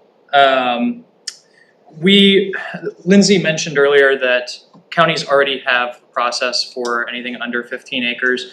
We do think it's important to note that this is really just bumping that up to 25 acres. We're talking about 10 acres here. It's also very targeted when you're talking about residential housing, agricultural workforce housing, long-term rentals, or workforce fee simple housing. Make sure that there's nothing like vacation rentals or anything like that in this bill. And we do think that this really matters because when projects are already compliant with county plans, the LUC review sometimes will just add additional delays and costs. So letting counties approve these smaller scale DBAs, it gives local officials the power to actually address housing more efficiently. Streamlined approvals mean faster construction, as you all know. Lower costs and more housing for our local families. So we urge you all to pass this bill today and here for any questions. Mahalo. Thank you very much. Perry Airasmith, you gonna speak? I got your written testimony. Do you want to say anything? Chair, we'll stand on our written testimony. Thank you very much. Thank you. In support. Yes. Anyone else wishing to testify? Maki Morinoi on Zoom? Not present.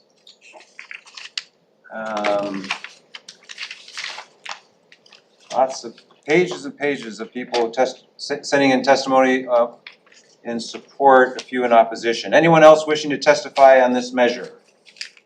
If not, questions, members? If not, thank you to all the testifiers. Let's move on to the next measure.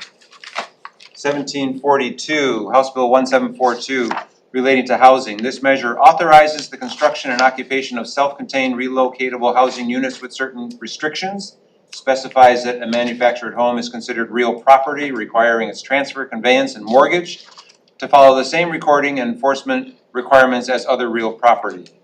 First up, we have the Department of Health.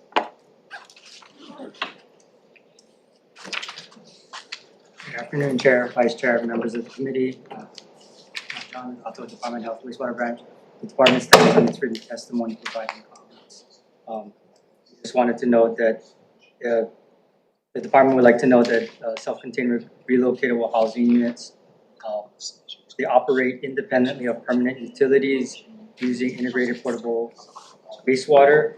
The wastewater system would be considered a holding tank, and according to our administrative rules, holding tanks for non-government facilities is not allowed. And therefore, the only fluent disposal options are contracting continuous and frequent pumping and hauling by a registered pumper hauler service company, or becoming a registered pumper hauler themselves and frequent pumping. Thank you for your time. Thank you very much. Lindsay Garcia. Aloha, Chair, Vice Chair, members of the committee. My name is Lindsay Garcia from the Hawaii Realtors. So we stand in support of the intent of this measure to provide more housing options for the people of Hawaii. Thank you. Thank you. Perry Airasmith.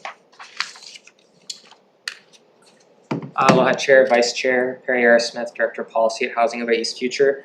Just to build on our testimony, we strongly support this measure, and more specifically, we support the amendments that have been made to specify and clarify that this form of housing shall be classified as real property. That's very consequential for Hawaii residents who are looking for more housing options.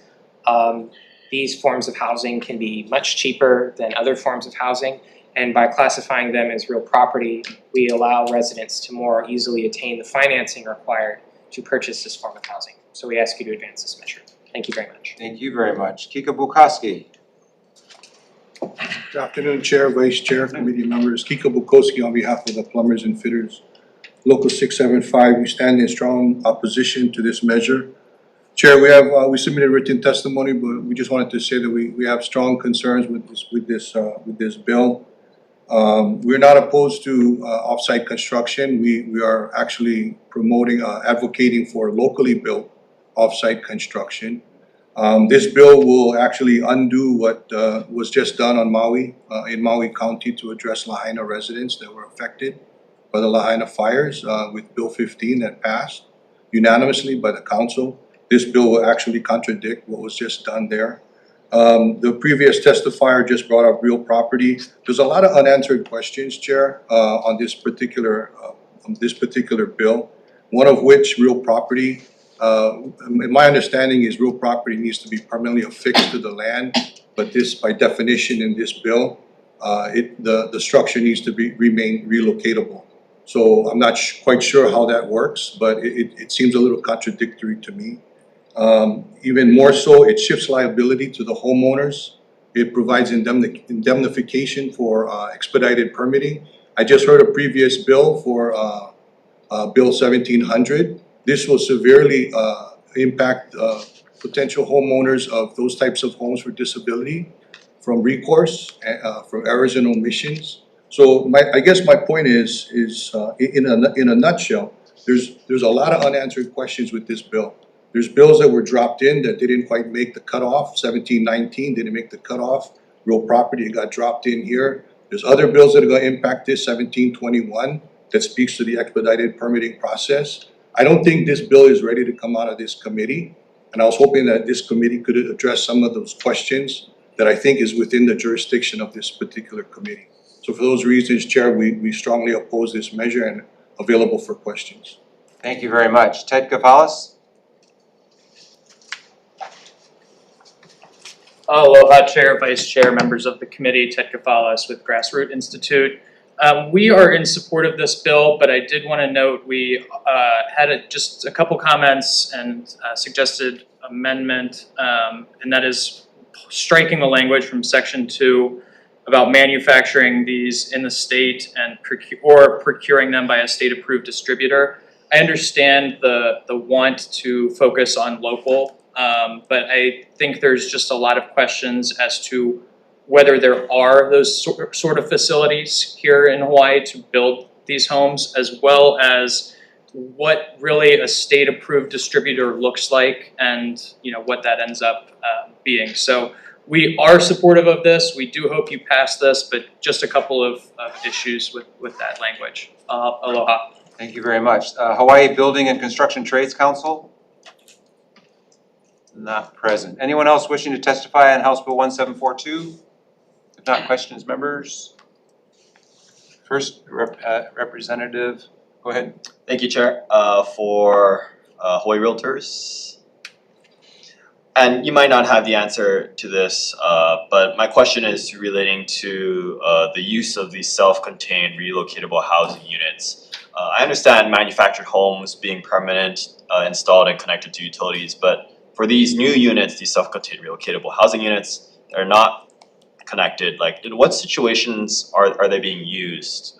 Is it more emergency scenarios or is it more long-term housing? Thank you, Rep, for that question. I actually don't have the particulars about that particular portion of the bill. We support the intent of both, but I think when it comes to the concerns that were brought up by previous testifiers, we totally understand them. In that case, if manufactured homes is the way the legislature prefers, to push this bill forward, then we wouldn't be opposed to that. But appreciate that. I was just curious, Hawaii Housing Future, you guys have an answer to that? How are these units used currently? Yes, Representative Sayama. Again, Perry R. Smith, Housing Hawaii's Future. I'd be happy to forward a study that was just conducted. It was just issued by Pew Charitable Trusts on February 17th of this year. And it actually covers the topic of where and how these self-contained relocatable units become classified as real property. Across the country, it's pretty typical for an individual to acquire a plot of land and then affix the self-contained relocatable unit to that land, and then it becomes titled as real property in that process. I can't speak to the scenarios where this could be the case in Hawaii, but I'd imagine that in many rural communities, this could especially be an option. Okay, no, I appreciate that. Okay, no, thank you for clarifying that, Chair. Thanks, Rep. Sayama. Rep. Shimizu? Plumbers. Yes, sir. So that information goes to Chair, you're gonna give it to us, the Hawaii Housing Futures. Sure. Could you, if you could send that to me, then I can share it with the Pew Charitable Trust study, then I can share it with the committee. Thank you. Thank you. Question is, you mentioned this bill would undo Bill 15 that happens on Maui. Can you briefly explain Yes, why there's a conflict on that? we believe that there are resources here locally that can address the demands for off-site construction homes. This bill, I think to the earlier question, you know, the concerns from the Department of Health are still unanswered as well when these relocatable homes become permanent. What does that mean for wastewater and sanitation? Some of those questions are still not answered. Yeah, I understand, but I'm just asking specifically regarding Bill 15 and Maui, that you made the statement that this bill would undo what Bill 15 accomplished on Maui. Bill 15 is gonna address Lahaina concerns. It was passed unanimously by the council, but it's gonna be done locally. The homes are gonna be constructed, inspected according to local inspection standards, local codes and standards, done by local licensed contractors, local licensed electricians and plumbers, and they're gonna be done, and they're all gonna be done here in Hawaii. And what this bill would do would allow foreign imports from, we just heard in the paper recently, Vietnam. We don't know if they have codes and standards, we don't know if they have licensing requirements, we don't know what they follow. I can provide you with pictures of houses, temporary houses that were brought into Lahaina that would not pass plumbing code because they didn't have the proper P traps, they had S traps. They don't pass health and safety standards. Follow-up question, Chair. Brief. Okay, I don't know if you're aware, but the House Draft 2, the committee report did state that added the requirement that it be manufactured in the state or procured by state approved distribution. Right, So if that's part of the bill now, would that satisfy your concerns? Well, I agree with one of the testifiers. I would agree to strike the second part of that and just take out or procured. Because the way I interpret that allows somebody to procure foreign-based manufactured homes and import them into Hawaii, which basically defeats the whole purpose of a Hawaii-based construction facility. I wanna also add that If we could focus just answering the question. I am focusing on that, Chair. There are other measures here. This basically undermines the work of the Speed Task Force. Yeah, let's ask the question and then respond to the question. Okay. I appreciate you wanna bring in other bills, but I wanna focus on this bill and your questions. I think I got the answer, thank you, Chair. Okay. Thank you. Sorry. I got it. I Thank you. understand. I understand your concern. I agree. Vice Chair. For Mr. Bukowski. Yes. Sorry, thank you. Similar to Rep. Shimizu's question, just really quickly for Bill 15, because that caught my ear too, and I wouldn't wanna undermine the work that the county just did. So is it, in your interpretation of the bill right now, this bill that we're talking about would supersede and actually nullify Bill 15? Yes. Okay. It circumvents county home rule. Yeah, It requires, it's a mandate. It doesn't give counties, like it says in the preamble, counties the authority. It will mandate this for the counties with very little oversight. Thank you, just wanted to make that very clear. Thank you. Thank you. Thanks, Vice Chair. Any other questions? If not, thank you very much to the testifiers. Let's move on to the next measure, House Bill 1739, House Draft 1 relating to transit-oriented development. This measure requires the development of a transit supportive densities to be allowed in any county designated transit-oriented development area, prohibits the counties from enacting an ordinance, rule, regulation, development standard, zoning provision, or other land use control that restricts the development of transit supportive densities.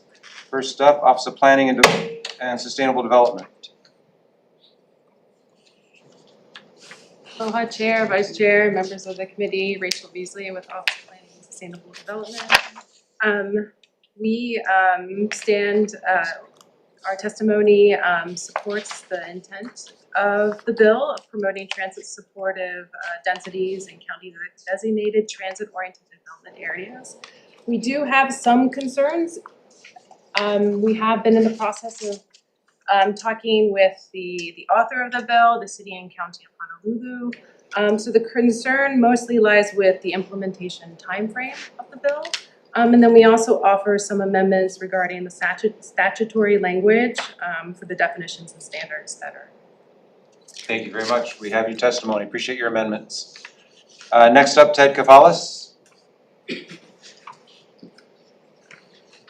Aloha Chair, Vice Chair, members of the committee, Ted Kafalis, Grassroots Institute. Will stand on our written testimony, just saying that we support TOD density. So aloha. Thank you very much. Perry Aerosmith.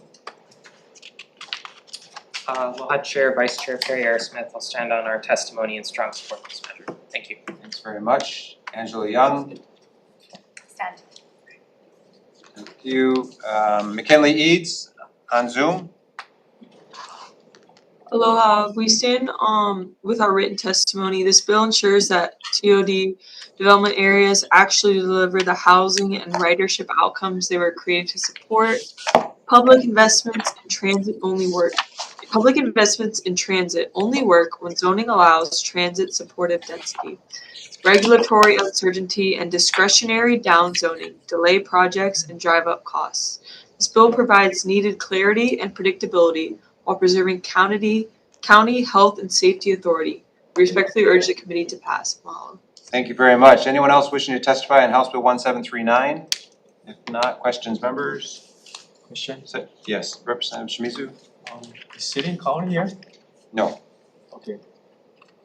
Thank you. Okay, thank you. Thanks to the testifiers. Let's move on to the last measure, House Bill 1919, relating to development standards. This measure, beginning July 1st, 2027, prohibits counties from imposing minimum parking mandates for certain developments. First up, Office of Planning and Sustainable Development. Chair, Vice Chair, members of the committee, Rachel Beasley with Office of Planning and Sustainable Development. We stand on our testimony in support of this bill. We believe that aligns with TOD goals. It lowers housing costs and it helps create a transit-friendly environment. Thank you very much. Matt Prellberg? Matt Prellberg, not present. Okay. Lindsay Garcia. Aloha Chair, Vice Chair, members of the committee. My name is Lindsay Garcia from the Hawaii Association of Realtors. So we stand in support of the intent of this measure. We believe that this measure does create flexibility for a developer to decide whether and how there needs to be parking required in a development. It really, all it does is remove the minimum requirements on the county level, but it still allows the developer flexibility to determine if parking is needed, which can help lower housing costs. Thank you. Thank you very much. Hawaii Bicycling League? Not present. And support, Perry Aerosmith? Aloha once again, Chair, Vice Chair Perry Aerosmith at Housing Hawaii's Future. We strongly support House Bill 1919. This measure is about giving residents more options to decide how much parking they want in their lives. Whether you are renting or whether you own your home, you should be able to decide how much parking you want to budget for. We don't think it's fair that government arbitrarily mandates parking. We've heard different figures come out as this measure has advanced concerning just how much a single unnecessary parking stall can cost for any new development. We personally estimate that the median cost of a new parking stall is about $68,000. However, on February 17th of this year, during a hearing on Senate Bill 2061, the Hawaii Community Development Authority suggested that new parking stalls for new construction in communities like Kaka'ako can cost $100,000 or more. Again, this measure is not about eliminating parking. I come from a household in Waipio where folks compete for parking. My household has 4 parking stalls. This measure does not target households like mine. It targets new development and it reduces the cost of new housing units. We want to reduce the cost of housing and we want to do so in a manner that ultimately benefits residents. If residents need parking, they should be free to decide how much parking they want in their lives. Please advance this measure. Thank you. Thank you very much. Ted Kafalis? Aloha, Chair, Vice Chair, members of the committee, Ted Kafalis with Grassroot Institute. We are also in support of HB 1919.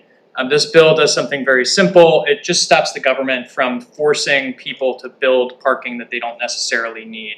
Minimum parking, as some of the other testifiers have mentioned, they just really drive up housing costs. Every stall costs money, and those costs don't disappear. They get baked into rents, mortgages, whatnot. So I won't go into all the numbers, but the research clearly shows that when cities get rid of their parking mandates, again, not getting rid of parking altogether, but when you get rid of these government mandates, you have more land that's freed up for housing, you have more money that goes into housing instead of parking.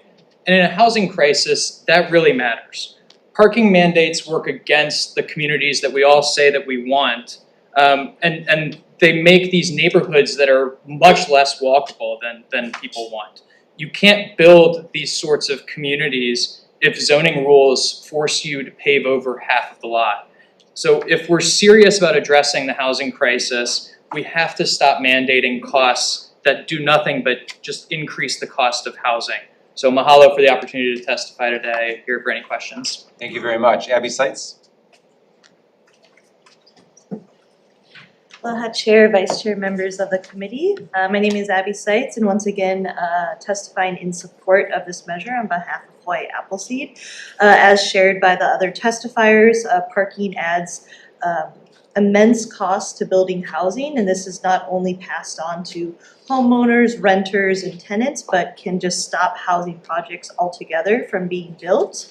I'd also like to emphasize a point that's been made is that maybe against common misconception, this type of law does not stop parking from being built, but just rather gives developers the option to not build parking. As I mentioned in our written testimony, Hawaii Appleseed recently did a study about areas where on Oahu where parking mandates have been eliminated and found that there's been fairly small to modest reductions in parking, but that affordable housing developers have taken advantage of this, and it has allowed them to build more housing in those areas.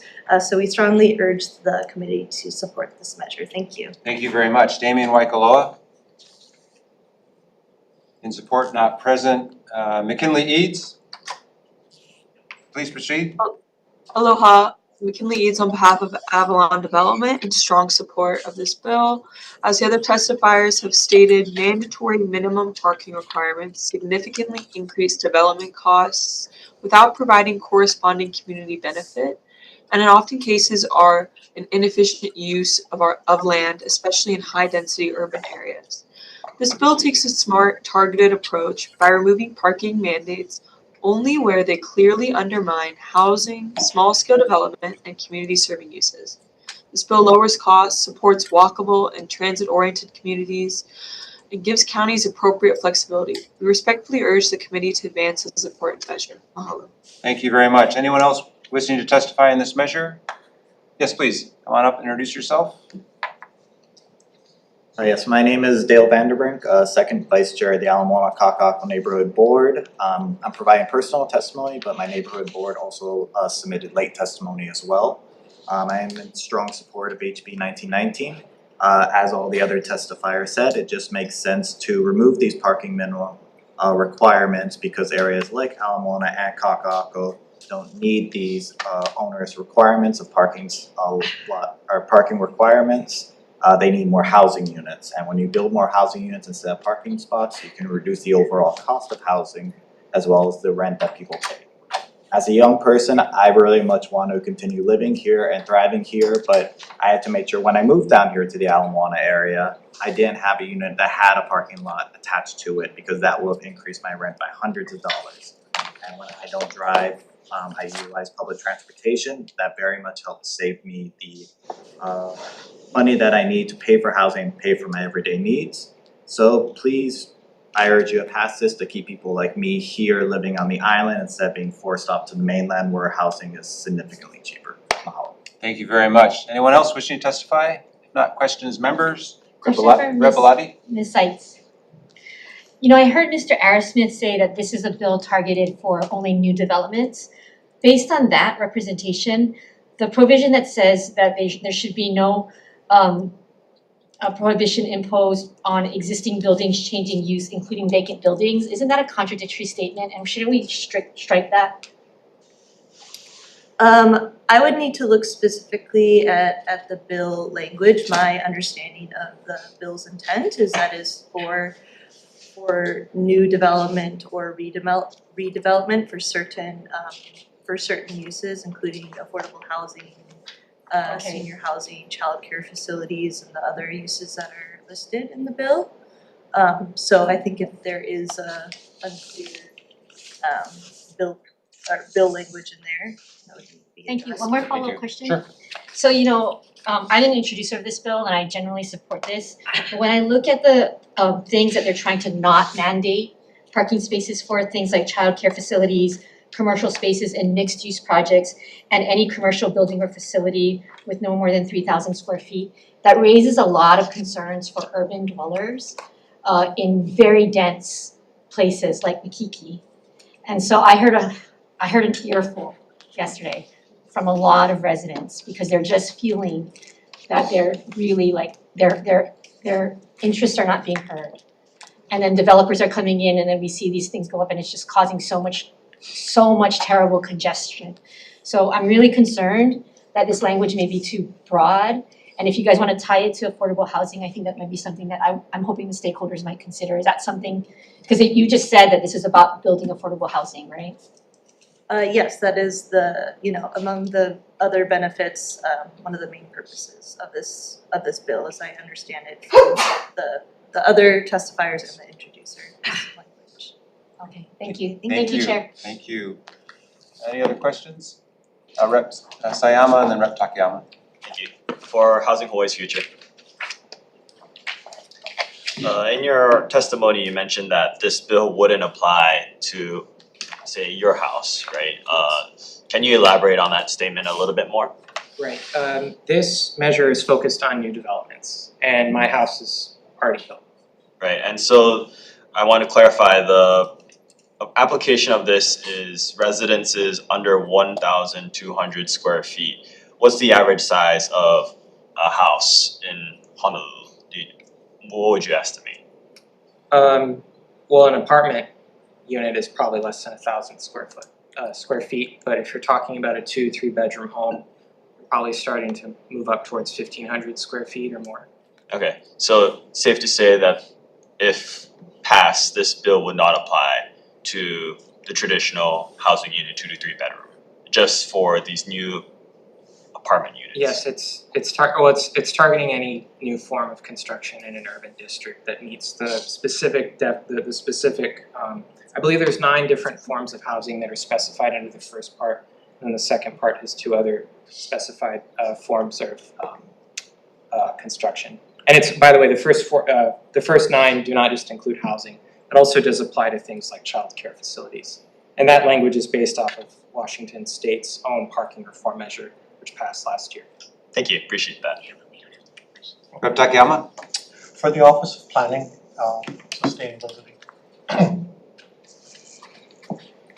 I have a question. I think this bill has a great deal of merit for new developments and particularly those in TODs. My concern stems from an established urban area because as I read this bill, if a neighbor were to add an ADU or renovate the house and expand the capacity of the house, thereby adding more residents to the neighborhood without any commensurate increase in parking spaces on that property, it would add to on-street parking, which is already at a premium, at least in my neighborhood. Is this something that you intended, or is this an unintended consequence of the bill? I would have to go back and review the bill. I'm not, I don't know if Mary Alice.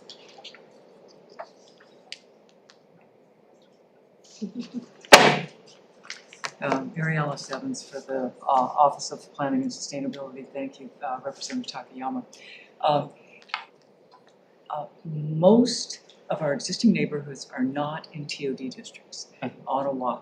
On the neighbor islands, we have TOD corridors and bus hubs, and the neighbor island counties are being asked to identify by a previous bill that passed last year. I'm sorry, I agree with that, and I agree that this bill would be applicable in a good way for TODs. What I'm saying is, in established urban areas that are not close to a rail station, which already have on-street parking problems, you may be, as I read the bill, aggravating our problem by having neighbors increase the size of their houses and increase the number of residents without a commensurate increase in parking. It is not intended to apply to existing non-TOD residential areas.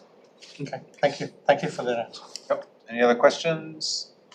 Thank you very much to all the testifiers, all the questions. That's the last of the testimonies. Let's move to the top of the agenda and do decision making. Okay. House Bill 2592, House Draft 1. I would like to make technical amendments for clarity, consistency, and style, and place in the standing committee report that this committee believes that the Mauna Kea Stewardship and Oversight Authority with this measure can extend the lease without triggering Chapter 343 as long as there is no change to the footprint and use. That's my recommendation. Questions or concerns, members? So we're just passing with technical amendments only in that language in the standing committee report. Questions or concerns? If not? Chair, Yes. I know this is like a very controversial, but I wanna support my colleagues. I do have concerns, but I wanna support my colleagues and I'll be voting for the resignation. Understood. It is complicated. Other comments? If not, Vice Chair for the vote. Voting on House Bill 2592 HD1 with amendments. Chair votes aye, Vice Chair votes no. Representative Belatti. Aye. Representative Cochran is excused. Representative Hashem. Aye. Representative Kahaloa. Aye. Representative Sayama. Aye. Representative Takayama. Aye. Representative Garcia. No. Recommendation is adopted. Thank you. House Bill 2593 relating to Mauna Kea. I'd like to pass this out as is. This does have a defective effective date. I have made it clear that when I spoke about this and asked questions, this is not through statute extend the leases. It authorizes the Mauna Kea Stewardship and Oversight Authority to extend existing leases. And they have made it clear that that would be done through a public and transparent process. So my recommendation is to move this out as is with the defective date. Questions or concerns, members? Chair, Yes. similar to 2592, I will be voting with reservation. Understood. Other comments, questions? If not, Vice Chair for the vote. Voting on House Bill 2593 HD1 with amendments.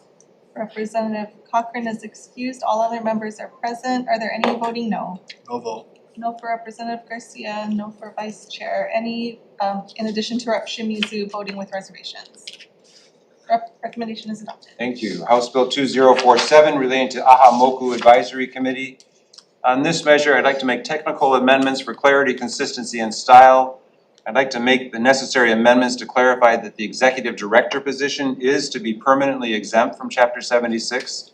I want to clarify that 5 members of the committee shall constitute a quorum to transact business, and the concurrence of a simple majority of the committee members present shall be necessary to approve any action of the committee.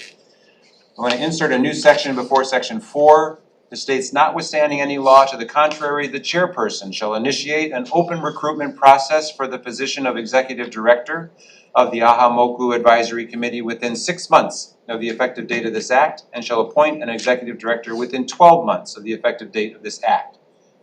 In current section 4 on page 9, delete line 18, and on page 10, replace lines 7 to 13 with the following. The executive director of the Ahamoku Advisory Committee serving on the effective date of this act may continue to serve on an interim basis from the effective date of this act until the appointment of an executive director pursuant to this act, provided that the individual meets the qualifications required for the position and will be considered for appointment together with all other qualified applicants and without special favor or preference over other applicants unless sooner removed by the chairperson of the Board of Land and Natural Resources. And we also would make any technical amendments for clarity, consistency, and style. That's my recommendation. Questions, members? If not, Vice Chair for the vote. Voting on House Bill 2047 with amendments. Representative Cochran is excused. Are there any voting no? Any with reservations? Recommendation is adopted. Thank you very much, and thank you to Vice Chair for working on that bill. Next bill, House Bill 2231 relating to island burial councils. I recommend we move this on as is with the defective effective date. Questions or concerns, members? If not, Vice Chair for the vote. Voting on House Bill 2231 as is. Representative Cochran is excused. Are there any voting no? Any with reservations? Recommendation is adopted. Thank you. Next measure on House Bill 2582 relating to Hawaiian Affairs. This relates to the Public Land Trust Working Group. I would like to move this forward with technical amendments for clarity, consistency, and style. And we studied the, Vice Chair and I studied the, Vice Chair and our majority caucus leader, Kahaloa, and I studied the Office of Hawaiian Affairs amendments and input from the House Majority Staff Office. And thanks to Rep. Kahaloa, who met with representatives of the Office of Hawaiian Affairs, together we came up with these recommendations, which I'll read to you now. And some of these are based on the amendments suggested by the Office of Hawaiian Affairs, and others were after discussion. First, under Section 2, we want to recommend revising language to the language amending Section 3, subparagraph E as follows.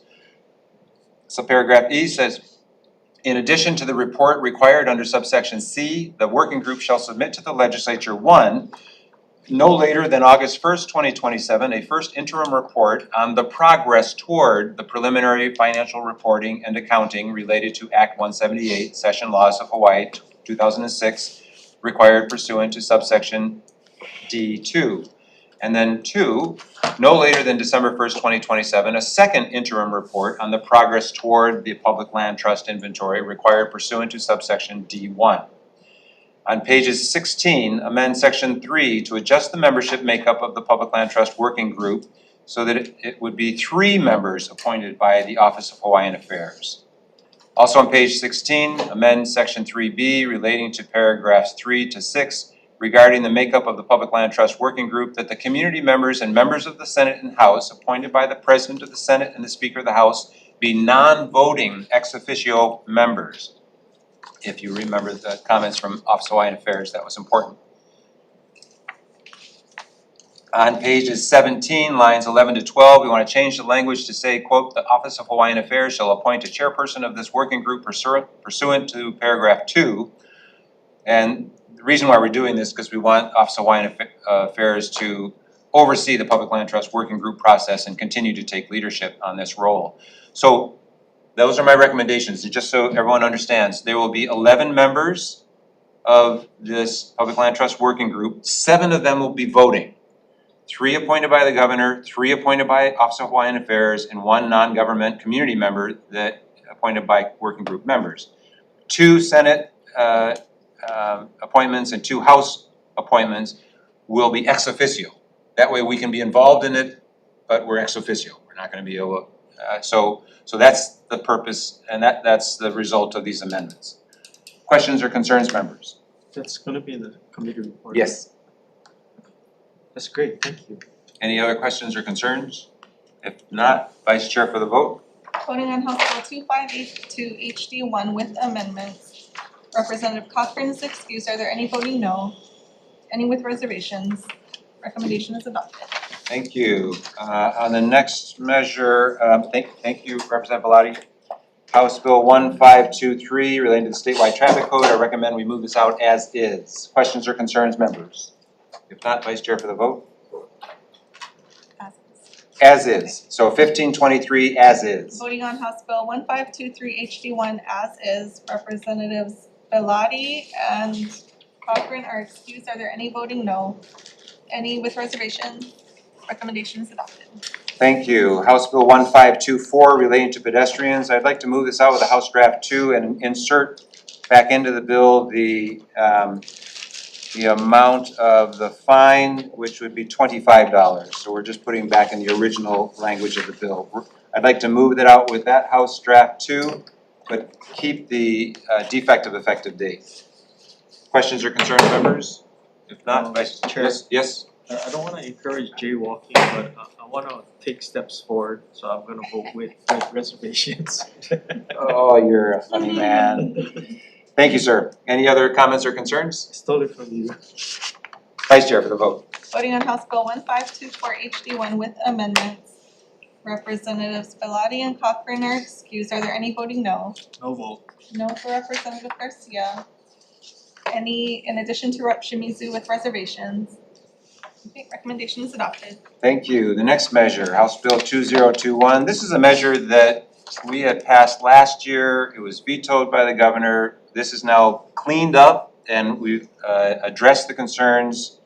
And I've got some recommended amendments that I think will do everything we can do to meet the concerns of the Attorney General and the administration.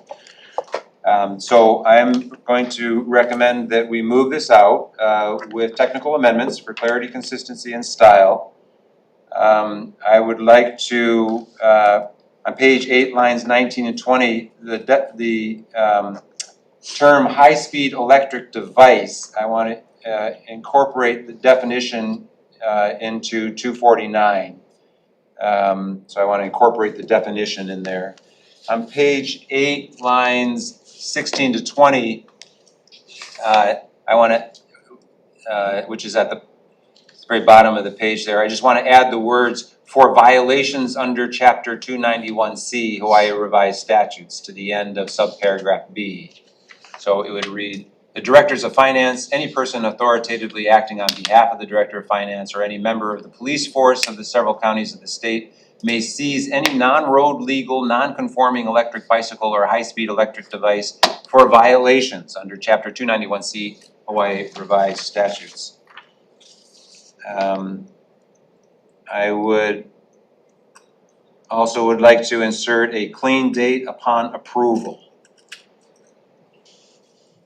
That's it. Those are my recommendations. Questions or concerns, members?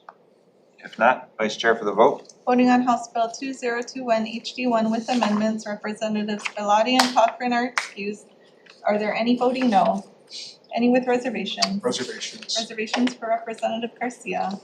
Recommendation is adopted. Thank you. Next measure, House Bill 2333 relating to transportation. I'd like to move this out with the House Draft 2 with technical amendments for clarity, consistency, and style, and I would like to adopt the recommended amendments presented in the testimony from the Department of Transportation. They provided proposed House Draft 2 that incorporates their amendments, which I would like to adopt with any additional technical amendments for clarity, consistency, and style. Yes, that's what I would propose to do. Any questions or concerns? If not, Vice Chair for the vote. Voting on House Bill 2333 HD1 with amendments, Representatives Bellotti and Cochran are excused. Are there any voting no? Any with reservations? Recommendation is adopted. Thank you. House Bill 1777 relating to housing. On this measure, I'd like to move it out with technical amendments for clarity, consistency, and style. I want to amend the bill to incorporate the changes that were made in Act 294 in 2025. I would like to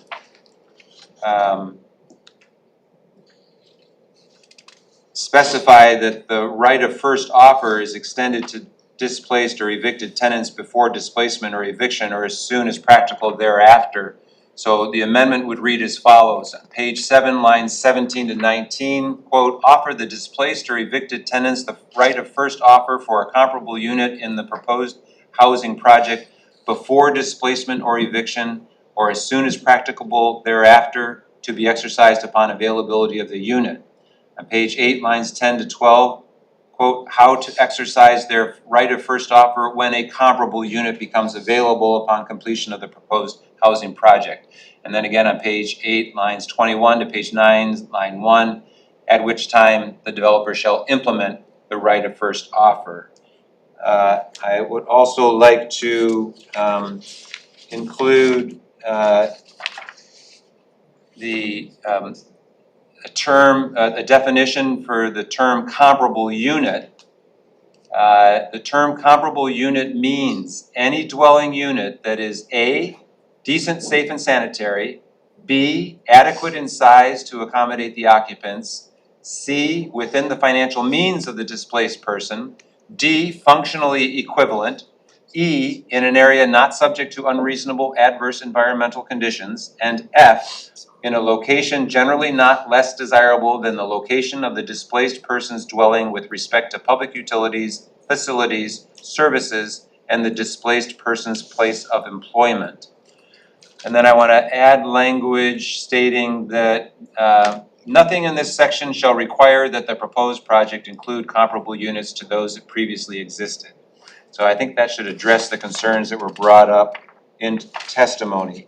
I want to make it clear, if people had read the testimony from NIOP about overlapping benefits, I think that we agreed, Housing Finance and Development Corporation and the Housing Chair met and they agreed that the current language in the bill is sufficient to address those concerns.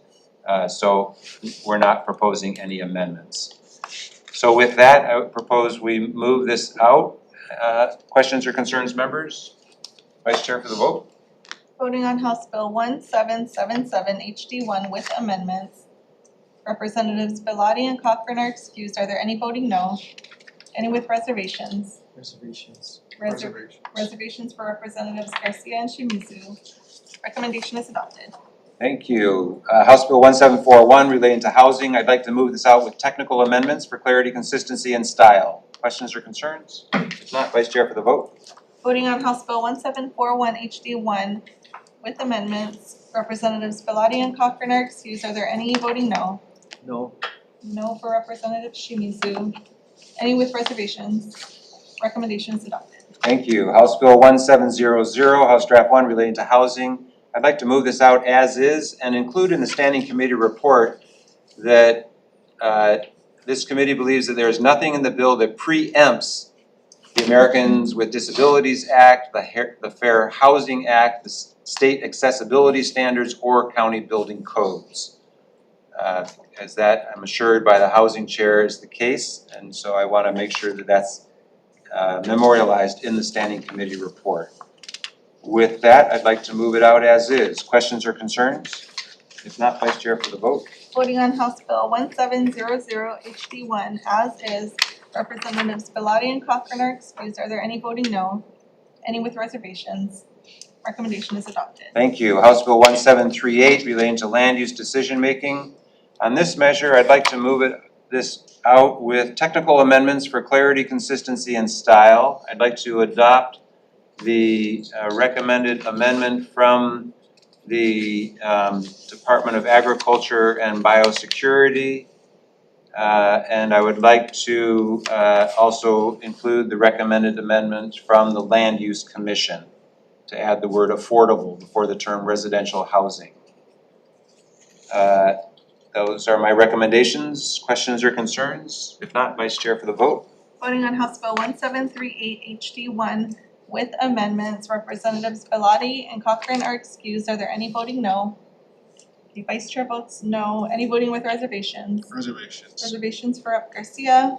Recommendation is adopted. Thank you. House Bill 1742, House Draft 2 relating to housing. On this measure, I'd like to move it out with amendments. This would include technical amendments for clarity, consistency, and style. I also want to correct an oversight on page 3, lines 13 to 18.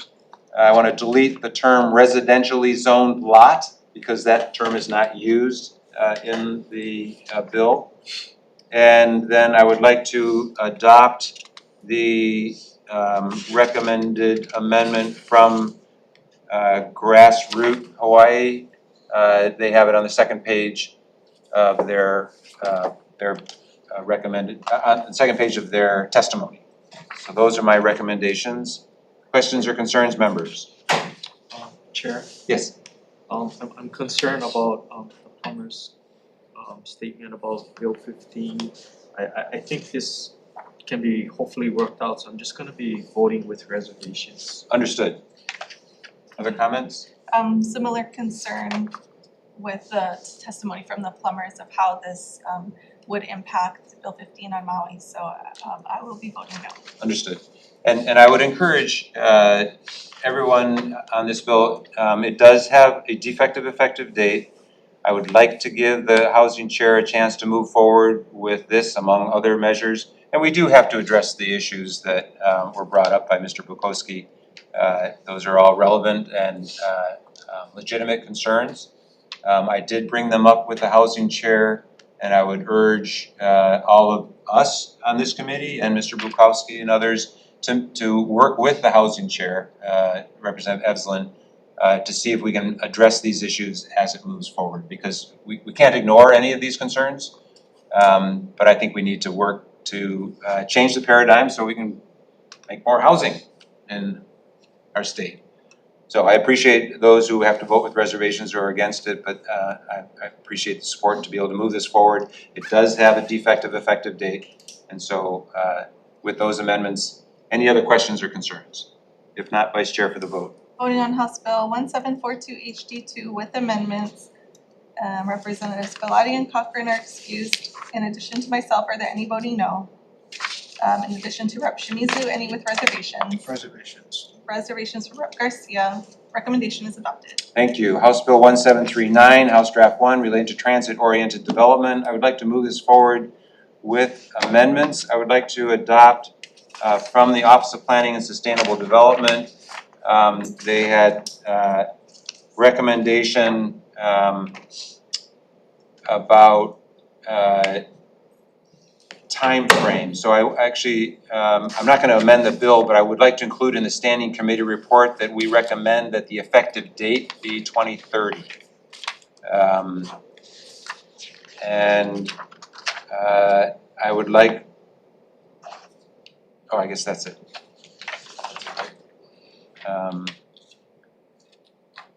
Yeah, so just include the standing committee report about our timeline. Yeah, I don't think we need to actually modify or move the other sections that the Office of Planning and Sustainable Development suggests. So those are my recommendations and technical amendments for clarity, consistency, and style on 1739. Questions or concerns, members? Chair, Yes. I see city and county's testimony, they have a big concern. I'm not sure if the discussion has gone on with them, so I'm gonna be voting no. Understood, and I would urge you to talk with the housing chair and see if he's had a conversation with them, and we need to continue working on this. It does have a defective effective date, so I urge you to bring up your concerns with the housing chair so we can see if we can get them addressed. Okay. Other comments? If not, Vice Chair for the vote. Voting on House Bill 1739 HD1 with amendments, Representatives Bellotti and Cochran are excused. In addition to Rep. Shimizu, are there any voting no? Any with reservations? Recommendation is adopted. Thank you. Next measure, House Bill 1919, House Draft 2 relating to development standards. I'd like to move this forward with technical amendments for clarity, consistency, and style. Questions or concerns, members? If not, Vice Chair for the vote. Oh, yes, Representative Takayama. I just wanted to let Chair know that I'll be voting with reservations because of the concerns I have on its impact on established neighborhoods. Understood. Thank you, Chair. Representative Sayama. I share those same concerns and will be voting with reservations. Understood, understood. And I would urge all members who are concerned to meet with the housing chair and so that we can work to try to address those concerns, because they're very valid and legitimate. Other questions or concerns? If not, Vice Chair for the vote. Voting on House Bill 1919 HD2 with amendments, Representatives Bellotti and Cochran are excused. Are there any voting no? I have reservations for Rep. Sayama and Takayama. Any additional reservations? Okay, recommendation is adopted. Thank you. Moving on to decisions on bills that we had heard previously on February 19th, House Bill 1716 relating to elections. On this measure, I would like to make a few amendments, technical amendments for clarity, consistency, and style. I want to delete the reference to the Green Party in the preamble, so no one can call it the Green Party bill anymore, because it would apply to every party. On page 1, line 2, delete the words long established. On page 1, line 4, delete the words decades of. Page 1, line 6, delete long established. Page 1, line 12, delete decades of. Page 1, delete lines 15 to 16. Page 2, delete lines 1 and 2. Page 2, line 5, delete long established. Page 2, line 11, replace 20 with 8. Page 2, line 20, replace 20 with 8. And on page 3, after line 13, insert subparagraph 4, fails to have at least one candidate appear on the ballot for a partisan office in which the candidate elected is determined solely by the voters of the state for 2 consecutive general elections. Those are my recommendations. Questions or concerns, members? Seeing none, no questions, Vice Chair for the vote. Voting on House Bill 1716 with amendments, Representatives Bellotti and Cochran are excused. Are there any voting no? Any with reservations? Reservations. Reservations for Reps. Garcia and Shimizu. Recommendation is adopted. Thank you. House Bill 2078 relating to habitual violent crime. What I'd like to recommend for this, to move it forward with technical amendments for clarity, consistency, and style. And I would like to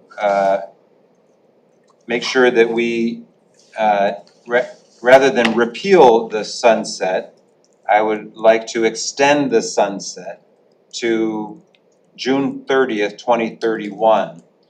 And by doing that, members, what we're allowing is that the report that will come to us from the Criminal Justice Research Institute will be submitted to the legislature prior to the 2031 session.